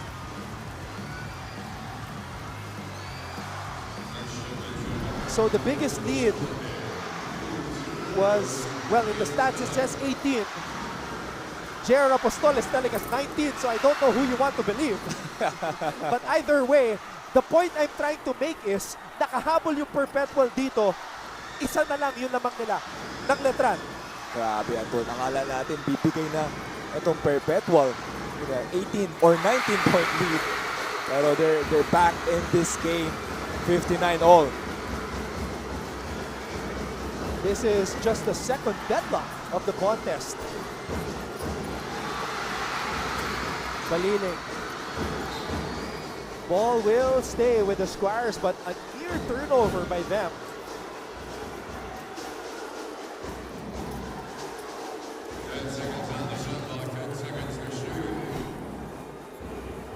What a start for the Perpetual Junior Altas. This is why there is no lead that is safe here in NCAA basketball. Silorio.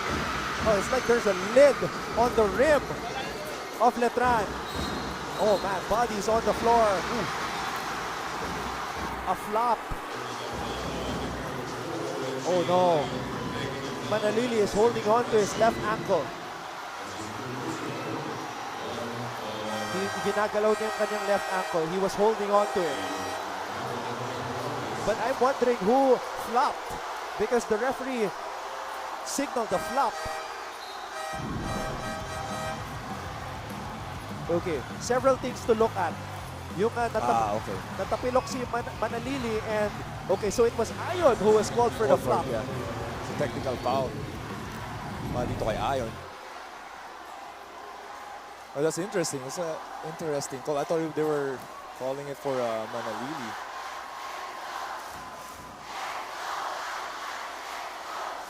Baka maging turning point yun. Alright, let's get an update from Christine San Agustin for the Letran side. No place for complacency yan ang bunga ni Coach Alan Ricardo kanina as the Letran Squires gathered for their halftime huddle. Dagdag pa ni Coach, parang lagi na lang daw bumababa ang kanilang performance at kumpiyansa tuwing second quarter na siyang nagmamanifest at nag-e-extend maging sa third and fourth quarters. Gayon pa man, Coach Alan reminded them to shrug off all the inhibitions they may have and remember that third quarter is the most crucial for it will serve as their opportunity to reclaim whatever's missed in the past. Anton and JV, gigil na Letran Squires ang lumabas sa dugout kanina. Kaya naman ang sigaw nila, focus at kumpiyansa at wag nang hayaan na maudlot pa ang kanilang pagkapanalo. All for now, balik sa inyo. It's amazing to me how Christine described a very hyped up Letran Squires coming out of the dugout. Pero yung Perpetual yung mas hype na naglaro. Sobrang ironic, no? So, gigil na gigil, pero parang, hindi, mas gigil lang. Itong Perpetual Altas natin. going to the second half. Kasi nga, they had a 7-0 run to end that first half. Now, ito yung masakit para sa Perpetual. They had the momentum. And then nag-flop si Ion. Naka-free throw si Manalili. That could ignite a fire. Yeah, totoo. Manalili. To Silorio. Silorio! And that's 3 straight points for Letran. That's a big one. That's great execution there. Baseline play para di sa Letran. Pero naman yung Spain action. Sayang, di na kompleto ni Daep, and that's gonna be a foul on Asuncion. At there's concern now on the health of Manalili. Holding on to his left ankle. Now he's holding on to his right calf muscle on his neck. Let's get a courtside report from the Perpetual side first mula kay Julio. Anton and JV, kung nakikita natin ang mas buhay na performance at more confident na Junior Altas, ay dahil yan sa walang iba kundi sa tiwala ni Coach Job sa kanila. Kayo ba naman sabihan na huwag kayong mag-alala, hindi ko na kayo aawayin sa mga pagkakamali ninyo dahil alam kong makakabawi kayo. We have 20 minutes of basketball. Composure and communication lang inside the court, and most especially play with all your heart. Abangan natin kung magpapatuloy ba na isa puso at isip ng Junior Altas ang mga paalala. All for now, Anton and JV. Coach Joff said all the right words. Yeah. Sabi na alam niya makakabawi yung kanyang mga players. They did exactly that. And no room for blaming also for anyone in this team kasi they, they're down by 9 points to the second half. Pero he made the right play. Ito si Coach Joff. Made the right words and the right play to start this second half. But here's the thing. The Squires are on a 5-0 run. Manalili, make that a 7-0 run. And that's how dangerous itong Letran Squires. Maliit lang yung margin of error mo. Talaga they're gonna come back into this game. Good recovery by Diamante because Asido already hit 2 threes here in this period. Pero nalibre dito si JD Pagulayan.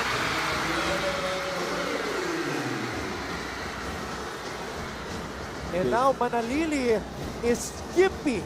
Yeah. I think last game pa yan eh. Ooh. They're wearing him down. And that's the game plan. And technical foul. Oh man. They have been wearing down the Letran Squires captain. A box and one defensive scheme throughout this entire game. Getting physical with him. And he is limping, walking like he has been playing the entire game.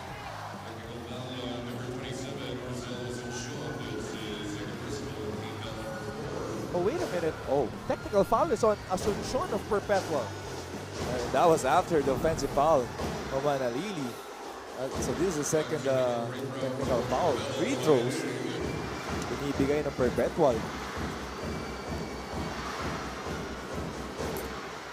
And you're right, Anton, talagang napagod ito si Manalili. And that's with different guys also. You have Asuncion, you have Ayon, sometimes Pagulayan guarding him. And here's another problem. Manalili has 4 personal fouls. Yeah, that's big. Pero alam mo, baka makabuti pa to sa kanya because he will have a chance to rest. Yeah. And fresh for the fourth quarter. And Goles, who has been the starting point guard, is now back on. Daep, same play. Ooh, another sorry miss there. And they have been running that play. That's the 5th time they run that play itong Spain action. They have been effective. They have been getting great looks.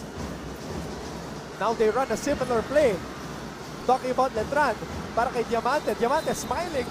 And he's smiling for the wrong reasons because he stepped on the sideline.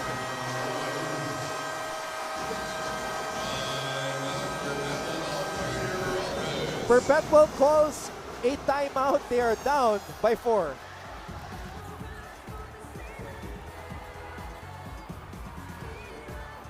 Remember when the Philippines won its first Olympic gold medal in 2020? That was also the first time the Philippine national anthem was played on the Olympic podium after trying for nearly 100 years since our first stint in 1924. This is all when Heidelin Diaz Naranjo, or better known as Heidelin Diaz, won the first gold medal for the Philippines in the 2020 Summer Olympics in Tokyo. Matagumpay na nakamit ni Heidelin ang ginto sa 55 kg category in women's weightlifting. Pero alam niyo rin ba na she also set an Olympic record of 224 kilograms combined weight in 2 successful lifts? Pero hindi naging madali ang kapalaran ni Heidelin patungong Olympics. Nagmula siya sa simpleng pamumuhay sa Zamboanga City kung saan nahasa rin ang kanyang galing bilang isang weightlifter. She first entered the Olympic scene bilang isang wild card sa Beijing Olympics noong 2008. Spotlight is on, and these kids seem impervious to pressure.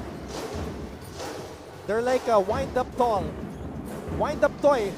or doll. Just wind them up, and they're gonna go, go, go.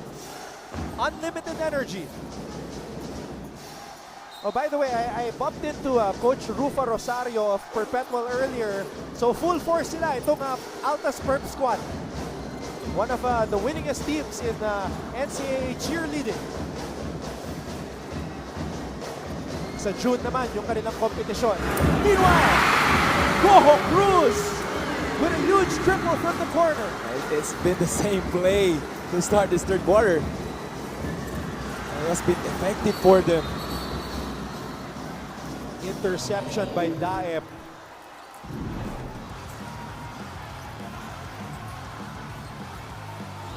Goho Cruz, who played just 18 minutes in game number 1, has been the biggest star for the Junior Altas here in game 2. 16.6 rebounds, 2 assists, and 1 block for Goho Cruz, and he almost gets another steal. Not only there, as we can see here, to say Jonathan Manalili, 12.3 rebound, pero 4 fouls already. So the big question here for Letran is, can they keep themselves afloat without their captain? Balili missing. Pagulayan with a board. I was talking about the offense and the run of Perpetual. They responded pretty well to kay Coach Joe, pero their defense really picked up. Yun talaga nakikita natin. That's why they're close to Letran. They're down by 1 point. And Diaz is able to draw a foul, which means we're going to see his KD-like free throw routine again.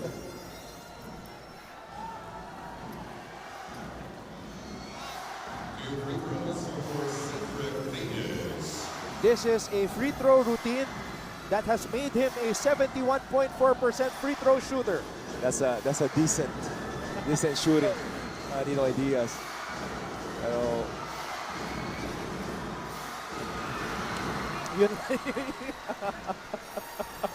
yun lang, and Asido is giving him some words of encouragement. Boss Anton Tamayo, even they're talking about the free throw routine of their kid, Diaz.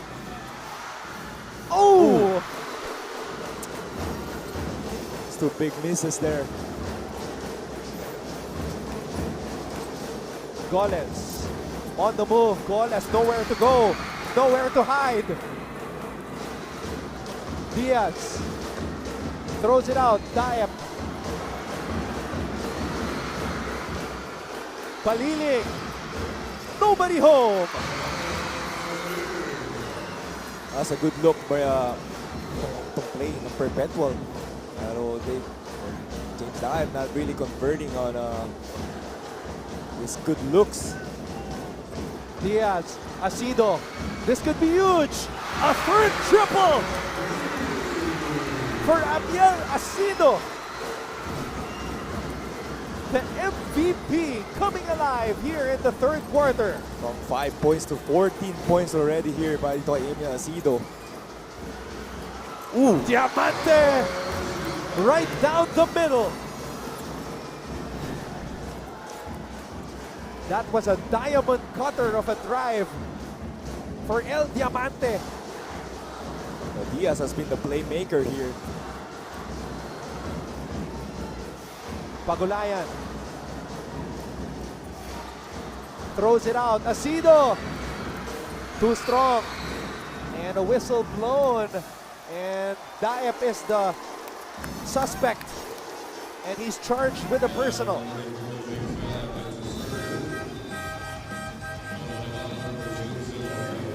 So this was one of the few opportunities or instances na nag-fail yung transition defense ng Perpetual. At ito naman yung pangatlong 3 puntos ni Asido in this period. Yung tatlong 3 points yun ni Asido has been on the same spot. So libreng-libre siya dun lagi. Nakikita yun ni ng point guard nila. That's a good play there by Diaz.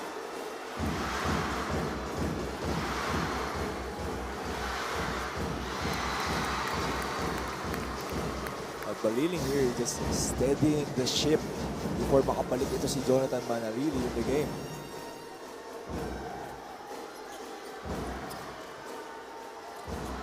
This is a crucial juncture for the Squires. They have Kazingan and Goles on the floor. And this is good experience also for these kids. Yeah. Kasi sila na yung magte-take over next season.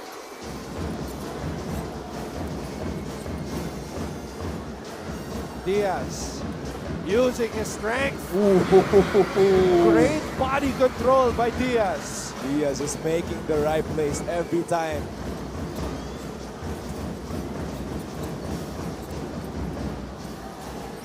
Goles. Navarro. Throws it out. Diamante for 3.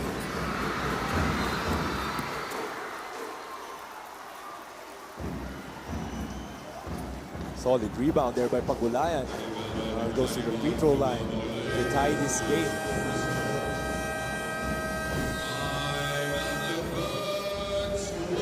Coach Alan Ricardo calls a timeout. The Trans still up by 2.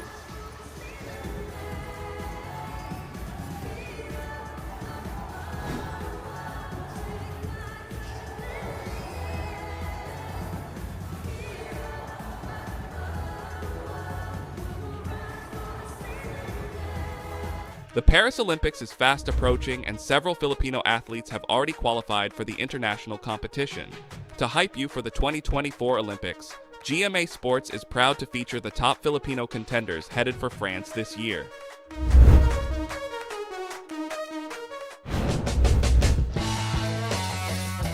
First up is Asia's best pole vaulter EJ Obiena.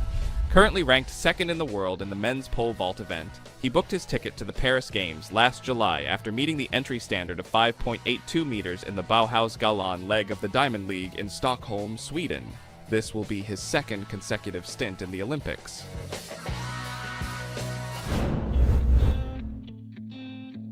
After a controversial decision to part ways with his longtime Japanese mentor Munehiro Kugimiya, gymnastics phenom Carlos Yulo secured a 2nd trip. In high school basketball, Amiel Asido coming alive here when his team needs him the most. Oo, talagang paulan ng 3-pointers dito si Amiel Asido. 3 3-pointers to be exact. And it's not even, hugging the ball or demanding the ball. Sabi mo nga, he's a system player.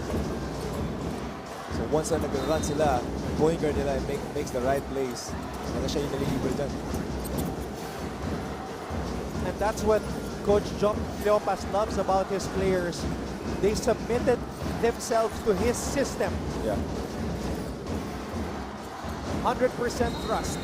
Oh, Diaz. Call for traveling there. Diaz not using the screen there to run their set. Ito na yung third quarter points natin. Last game 32 for Letran, and today only 13 points. There's a lot of difference, especially Manalili is on the bench. Ito yung run na ginawa nila with Silorio.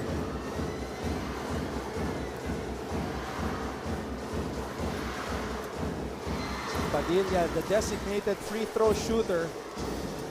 Every point counts. So it will still be Letran basketball. Our good friend Anton, si Ray Nambatak, one of the legends din sa Letran Squires, watching the game with Marvin Nambatak. Goles. Navarro. Borja comes up with the rebound. And also the difference, Anton, pag sa Perpetual, they're securing the boards. Walang second chance points na nangyayari dito sa Letran. Libre na naman, Pagulayan! Ties the game up at 73. Gotta give credit to the players here, but also give credit to Coach Geoff Cleopas. That one play, just one play, really made the difference for them. Our fourth deadlock in the game, Gazingan from way out. A chance here to take the lead. Important possession for the Junior Altas. Asido, catch and shoot. Asido, too strong. Sa straight line, it was a good shot there by Asido.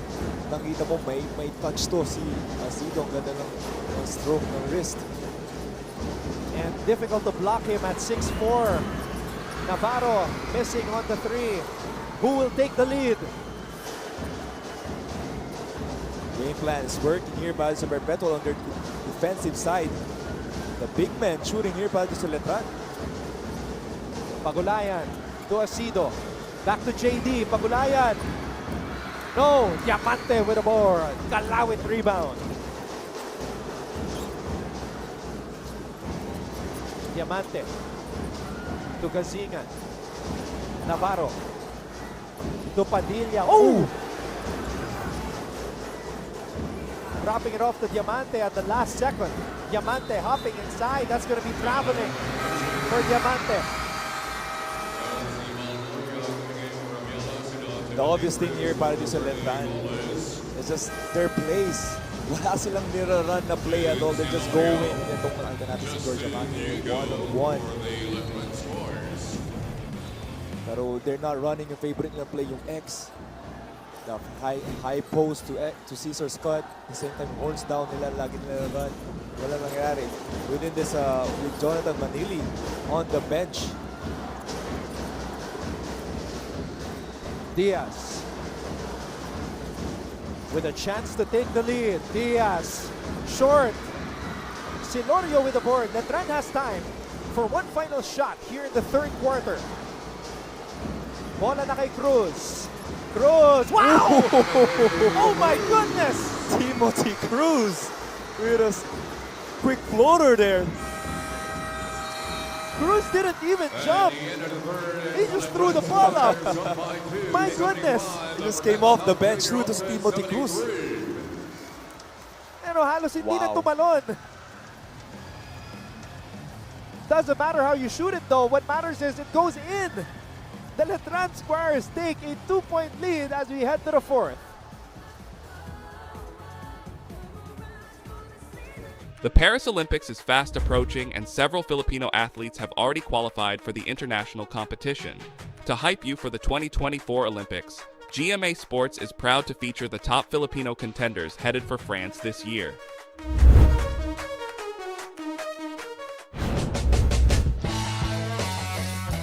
First up is Asia's best pole vaulter EJ Obiena. Currently ranked second in the world in the men's pole vault event, he booked his ticket to the Paris Games last July after meeting the entry standard of 5.82 meters in the Bauhaus Galan leg of the Diamond League in Stockholm, Sweden. This will be his second consecutive stint in the Olympics.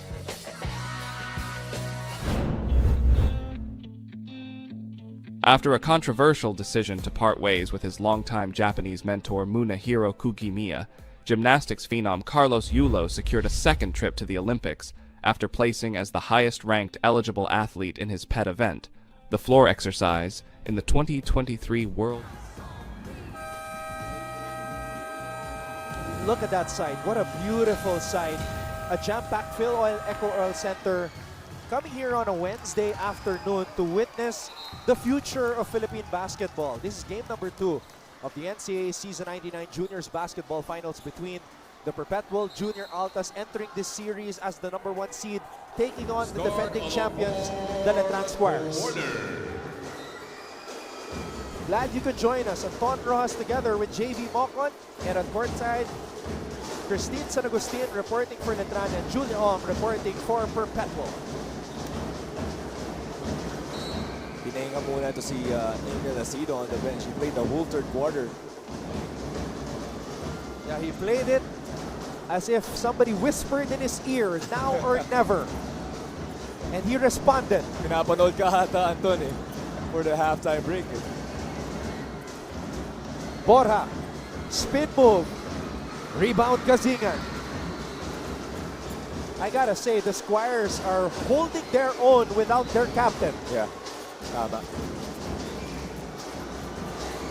Cruz, Silorio, wild shot.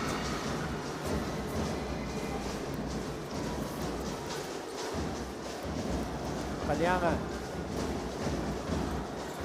very patient with this possession. Kalyangan throws it out to Pagulayan. Pagulayan loses control. Padilla on the move. Padilla floater is short.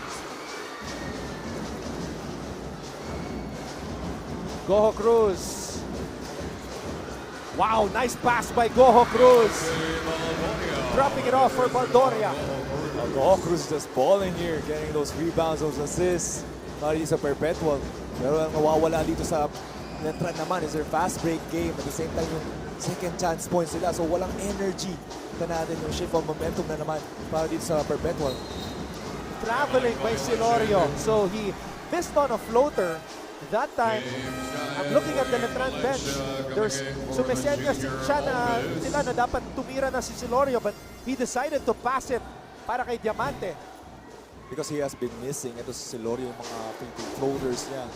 That's why he's overthinking things. If he's gonna pass or if he's gonna shoot. Also, good adjustment here by dito kay Coach Allen because they've been running the same play to Perpetual. They're trying to switch everything now but sa play na to. Valencia. Oh! Kasingan with a rejection. Cruz. Silorio. Padilla. Padilla missing off the glass. Mark Goho Cruz now stepping back. Binigay dito kay Pagulayan. Size advantage for Valencia. Daep. Big time basket. And LeBron. Daep gives Perpetual the lead. And that's the first points dito para kay LeBron James in the second half.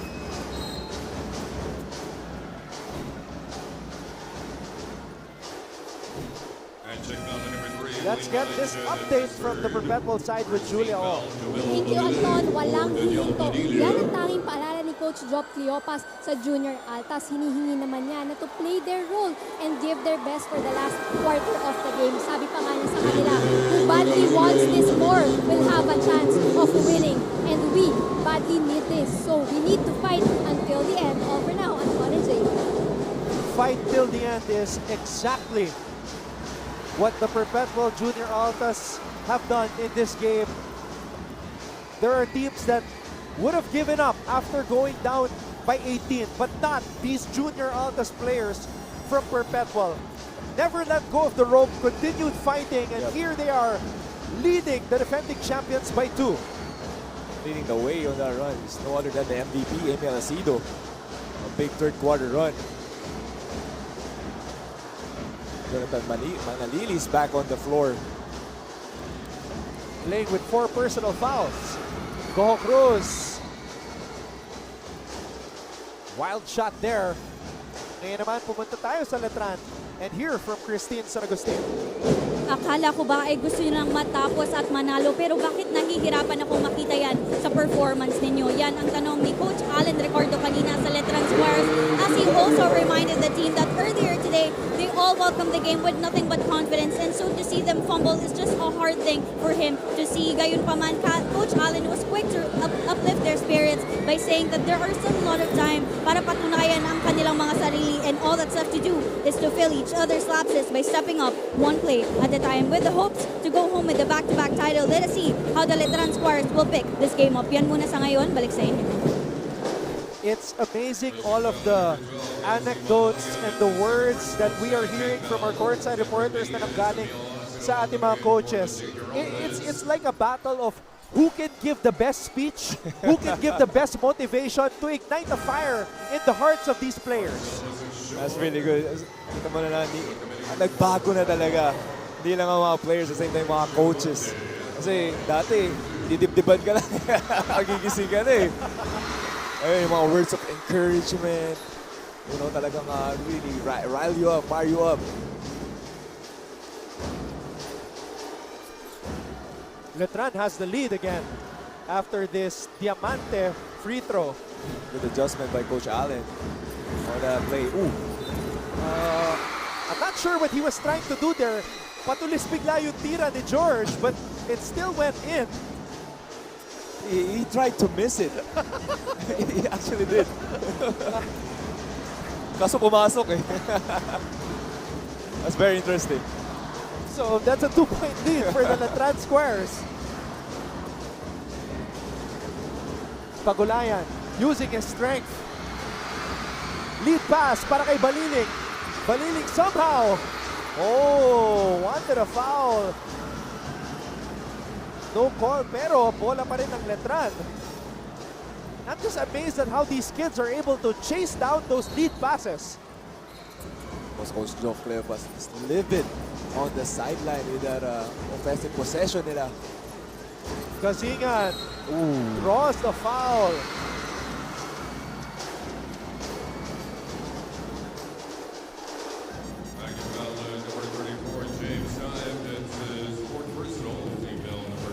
Look at the stretch. Alex Gazingan. So I'm going to correct myself. Gazingan and Goles are actually graduating already. Ang matitira is Silorio, Padilla, and Villanueva and Hugo. Also Reyes, Cruz, Alforque.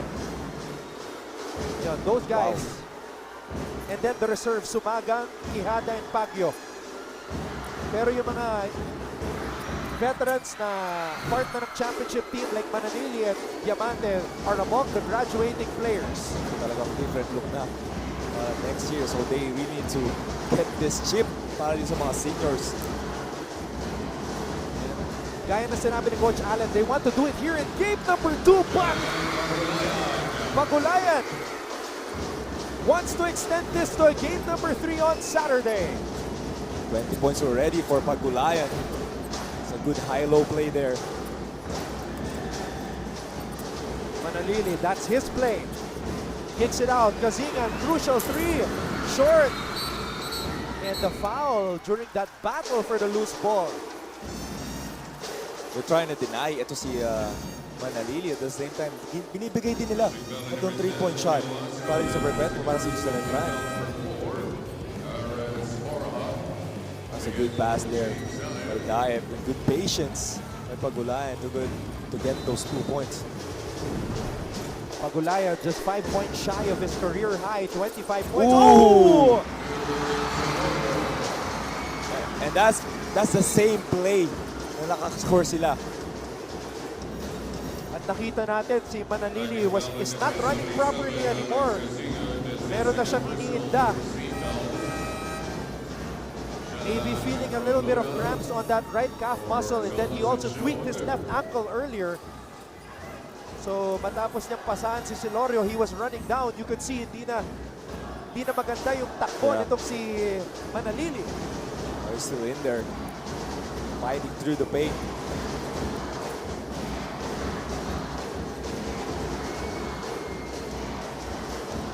Diaz back on the floor. Pagulayan, Asido, extra pass. Roluna for 3. Too strong. Paliling with the rebound. And Paliling says Baba ka na, George. Ako naman, hina ko pa eh. Oh, Gasingan. Oh, sorry agad kay Manalili. They were going to run the play for Manalili again where he retrieves the ball at the elbow. Oh, Maliling tapping it to Manalili. Manalili, no look pass. Delorio from Diamante.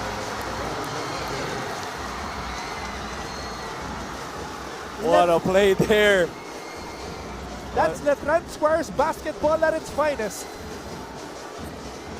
That'll be the highlight of this game if they win. But a big shot by Borja showing us his range. Pero grabe yung Manalili, no look pass, Diamante. Kaso si Lorio.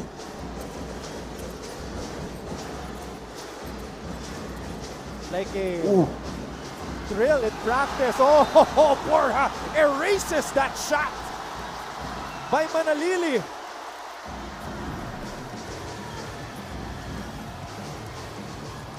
And there you can see Manalili not running properly anymore. Look at the passing.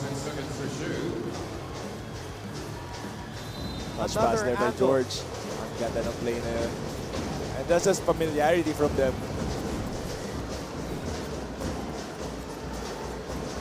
Five on the shot clock. Diamante, crossover. Diamante draws a foul.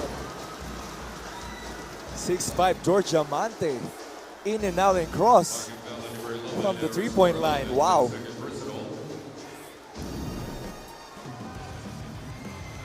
Against the MVP too.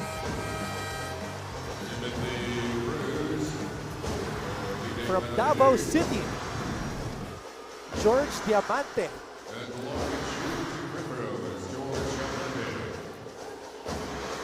With an Arwin Santos body type. Oh, exactly. Oh, tama. 16 and 12, double-double here for George. Another day at the office for him. Very, very efficient. 4 out of 7.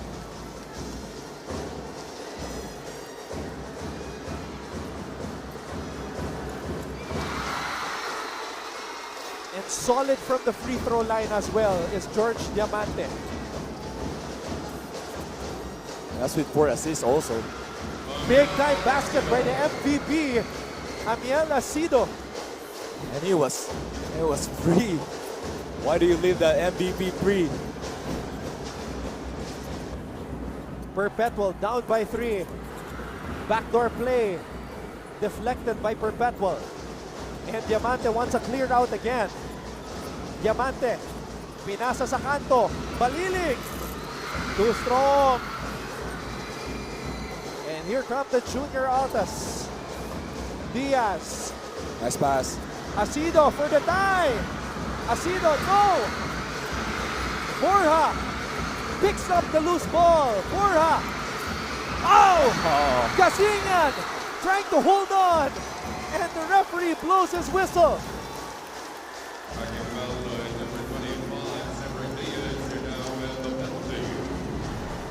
Sayang, they almost have the ball, pero we can see here yung mid-jumper. Ito ni Acido. That's a good pass there by Diaz to Acido on a corner 3. You can see Manalili, he's stomping his feet, getting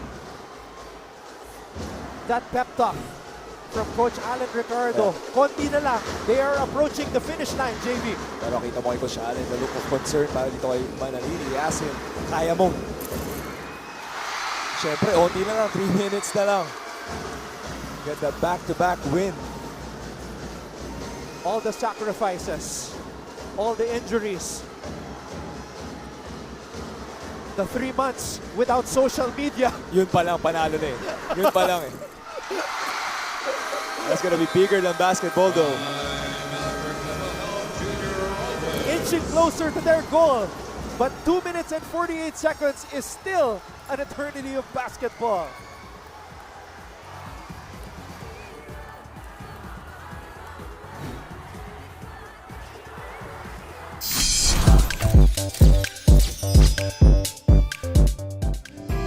Nanalo ng gold medal si Kapuso star Gil Cuerva sa kauna-unahan niyang competition sa sport na Jiu-Jitsu.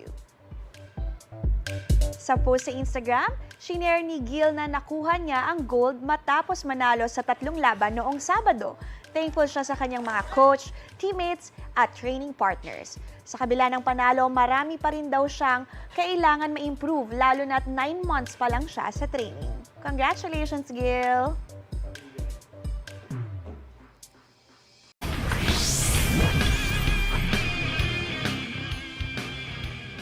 Good news mga kapuso, pasok na ang Pinay boxers na sina Nessie Petesio at Ira Villegas para sa Paris 2024 Olympics. Qualified ang dalawa matapos magwagi sa kanilang laban sa Road to Paris First World. Hey, it's the Letran Lady Knights. Usong-uso yung, ano ba tawag dyan? Mini fan na hawak ni CK Calixto. Ano, yung puti na yan na hawak-hawak niya. Maka-invest ka dyan. Kanina, kinailangan natin sobrang init ng Actually, oo. Piling ko wala natin malaki. Ganun po kainit dito sa loob ng Phil Ganun Oil. karami. Ang Eco nanood Oil live. Center. Grabe. Crazy, crazy.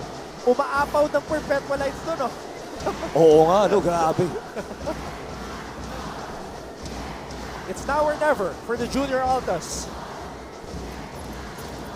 Diaz throws it out. Bagulayan! Big time triple for JD Bagulayan. Bagulayan just never giving up here. And Coach John Cleopas sticking to what worked on that third quarter. The same Spain action. Manalili to Diamante. Diamante. Oh, that's a good stop by Perpetual Asido with the stop. The MVP stripping the ball away from George Diamante. Pero bago yun, eto muna. Sinasabi ko Spain action, but just Pagulayan, being Pagulayan, hitting those big shots. The Perpetual Prayer has game 3 in it. That's what they're wishing for. And it could happen. The dream is still alive. 18 all. Tie ball game with 2 minutes left here. Diaz is making the right play again. Manalili has it. 7 seconds. Silorio. In and out. Goho Cruz with a rebound.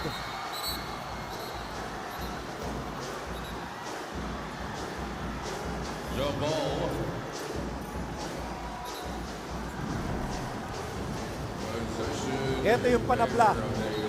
Diaz. Pure guts. And then the sorry miss. But the uber athletic Mark Goho Cruz skying high for that rebound. The Letran Squires call a timeout.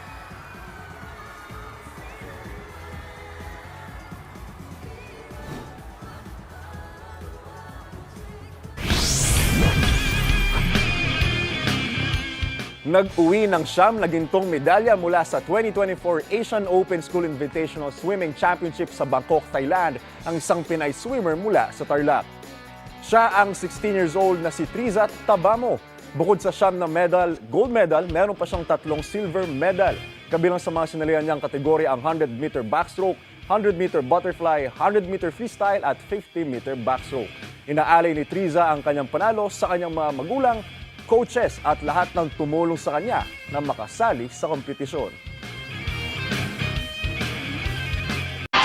Tuloy-tuloy na ang road to NCAA Season 100. Lalo't nakasalang na ang lahat ng member schools sa social media literacy series ng GMA Masterclass. Ang pasilip sa digital dive sessions ng Lyceum Pirates.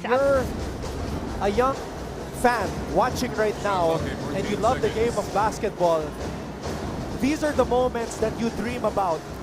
Tie ball game, championship on the line, season on the line, and that could be a costly mistake by Manalili.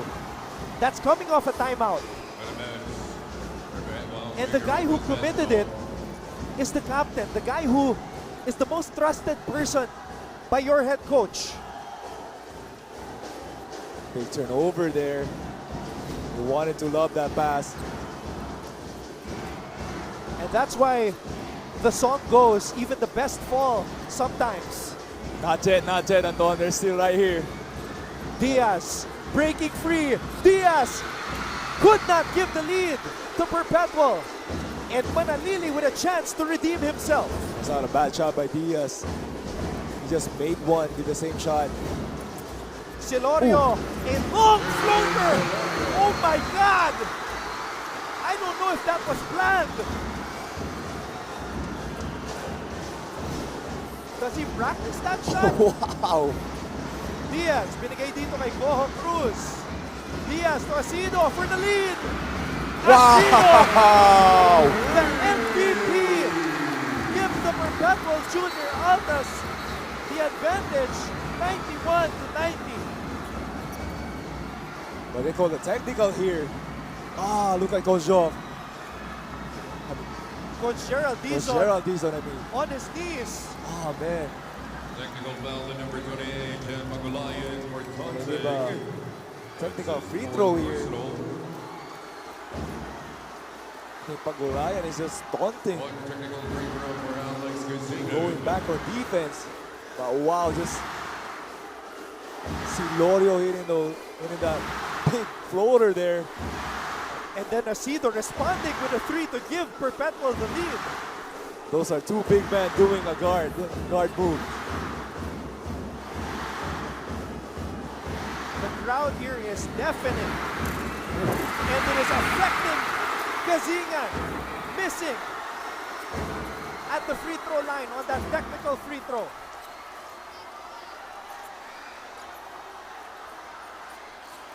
Big miss there. Sayang opportunity dun. Pagulayan. He's gonna redeem himself here guarding Manahiri. Cross-court pass. Bola na kay Silorio. Letran is down by 1. Precious seconds. Ticking away. Gazingan for the lead. Gazingan, no, Diamante, offensive rebound. And he loses control of the basketball. Asido. Pagulayan to Diaz. You don't even need to shoot. Asido. Misses. Letran with a chance. Letran still has time. Diamante to Silorio. And he was fouled.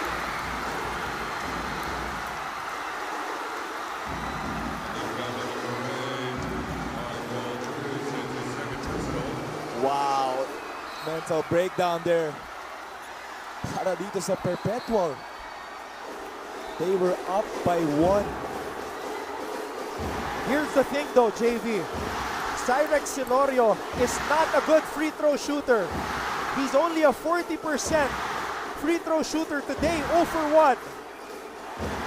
The most important free throws of his young basketball career. Definitely. In the pressure cooker. Weight of the world on this young man's shoulders. A sea of Perpetualites screaming for him to miss, and they are icing him. Icing him, yeah. Oh my. Pero itong Perpetual, they could have taken this game easily. They just held down the ball and waited for a foul. Para sa Letran. I think it was 2 seconds, 2 second difference between the game clock and the shot clock. So they adjust the time, 5.8 seconds remaining. Championship free throws for Cyrex Silorio. And he misses on the first.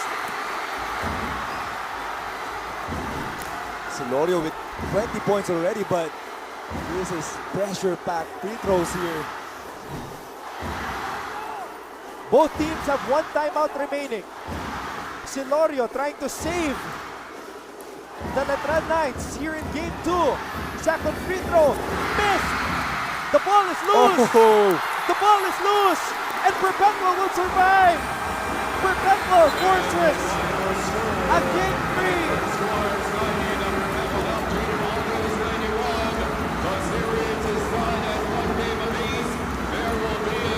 Bedlam here at the Phil Oil Echo Oil Center.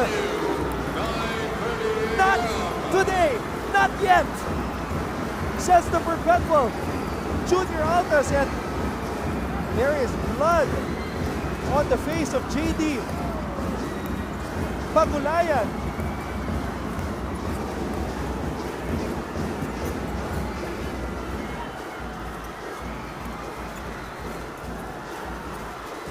Oh my. Oh, there's a big cut there.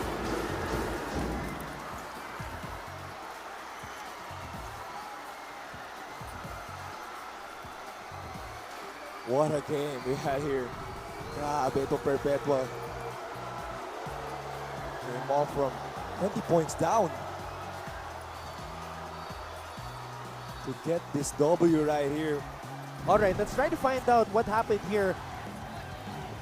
JD Pagulayan somehow has a cut under his left eye, and it's the type of cut that you see in boxing fights. Yeah. Malalim siya, and he's being attended to right now by security and our medics. Probably everyone here on Pagulayan. Gonna need some stitches. Hey, you chose him as the player of the game, JV, and rightfully so. Ito yung literal na blood, sweat, and tears. Yes, exactly. Just to get this W, this big W here for a rubber match.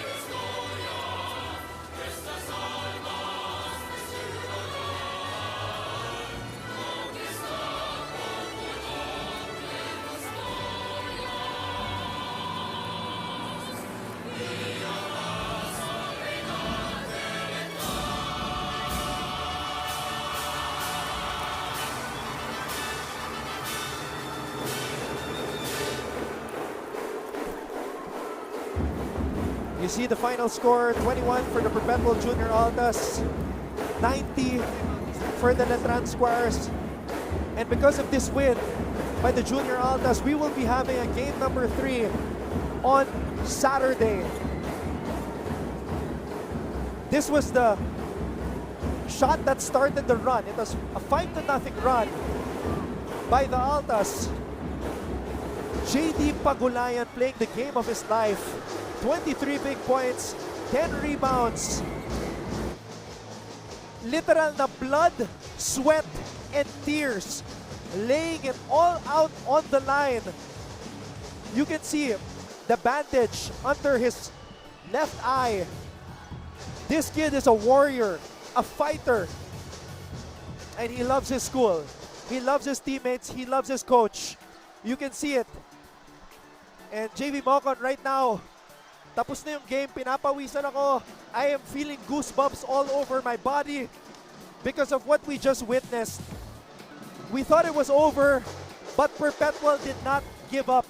And this man right here, Coach Joff Cleopas, has the utmost belief in his entire team.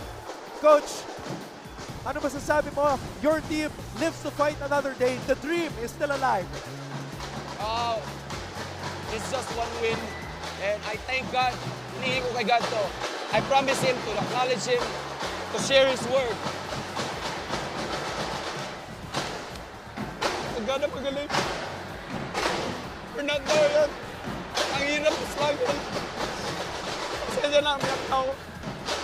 Pero, we're not done yet. I thank the boys, they fight. Hindi ako magaling. Si God na magaling. To God be the glory. JV, you were with Coach Joff for 4 years. Have you ever seen him this emotional? Never. This is the first time kasi, you know, maraming pressure as being a head coach. Talaga at the same time, I know, very emotional. Ito si Coach Joff, syempre with his players, with the way he works, talagang he puts in the work. At the same time, talagang he puts everything on the line as what Pagulayan did also. Pero Coach Joff, going into the game, let's dissect this game first. What did you think? Bakit mo ginawa itong Spain action? Parang the whole second half, yun yung ginawa ko. It has been effective. It gave you that W na kailangan nyo for this game. You know what? Believe me or not, lumabas lang sa isip namin yun. To call the Spain action. Parang pumasok lang bigla sa amin. Do this one. Because, grabe, we prayed a lot. We thank God, Lord God. Whatever the result is, we will glorify your name in Jesus' name. Lumabas na yan. I don't know. The boys played the Spain action.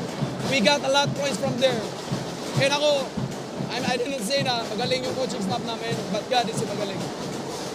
Coach Joff, game number 3, kindly invite everybody to support you guys to tune in what has been an electric final series dito sa juniors basketball. I want to invite everyone. I know you don't know me, but just support our team. Our team is, you know what, when I started with Perpetual, even though I went to a lot of schools as a coach, but I started here. And everyone, yung mga hindi pa nakapag-support sa school, you know what guys, come. I want to invite you because we need to give pride because right now, we need you. Whether win or lose, we want you here. Support us. Coach, there may be some people who don't know you, but we know you. And to those who didn't know you, they know you now. They know you now. Congratulations, Coach. Thank you so much. And best of luck to you and your team in Game 3. Thank you. Congrats, Coach. What a finals. What a moment for the Perpetual Junior Altas history. Their first finals ever and their first finals with. And it all comes down to Saturday, March 23, 9:30 a.m. I'm willing to bet na kahit 9:30 a.m. yan, punong-puno pa rin. Sigurado. Itong Phil Oil Eco Center sa San Juan. Sigurado yan. Talagang the way they played today, with those 2 games Game 1 and Game 2 talagang walang nagpapatalo. Lalo na as we can see, si Coach Joff Cleopas, very emotional. Kita naman natin na tayo rin kahit ako nadadala in this game Up to now, I'm still feeling the goosebumps, my heartbeat. Sobrang lakas. It's beating out of my chest. But, wow. Natapos na rin pala, Jay. Para ayoko pa nga matapos Sobrang ganda nung laro Wow. And if this was any indication, let this be the sign na manood ng Game 3. This coming Saturday, the future of Philippine basketball, you gotta love it when the players leave it all out on the floor. Exactly. Lalo na rubber match. Parang rubber match itong Game 2 especially for Perpetual. If isang series to, alam mong abangan mo yung Season 2 And which is yun yung Saturday game na 9:30 a.m. So abangan natin lahat yun. For the Letran Squires, how do they recover from this? The championship was right there. 2 free throws, wasn't able to get it. But, you know, Cyrex Hilorio and the rest will bounce back. Definitely. Alam mo, we were laughing about it, but they got complacent. They were smiling, they were laughing, they were enjoying the game, but they enjoyed it too much. At the same time, they needed rest para dito, especially kay Jonathan Manalili. It has made a big effect para dito sa Letran Squires kasi lalo-lalo na during those crucial moments nawala siya. Props to the Perpetual defense and the game plan Exactly. para kay Jonathan Titing Manalili. So that will do it for me and JV Mocon. To everybody who tuned in, maraming salamat po for Director Abed Ramos, of course, our courtside reporters, Christine San Agustin and Julia Ong, and all of us from GMA, GMA Regional TV, GMA Synergy, the entire team. You see all of our names on your screens. Maraming salamat po for joining us. Perpetual lives to fight another day to force a game number 3, defeating the defending champions 91-90. Ganong kadikit ang ating laban. We'll see you all again on Saturday sa pagpapatuloy ng ating coverage. Game number 3 ng NCAA Season 99 Juniors Basketball Finals. Our new heroes of the game shining brightly here in the Grand Old League of the Philippines, the NCAA.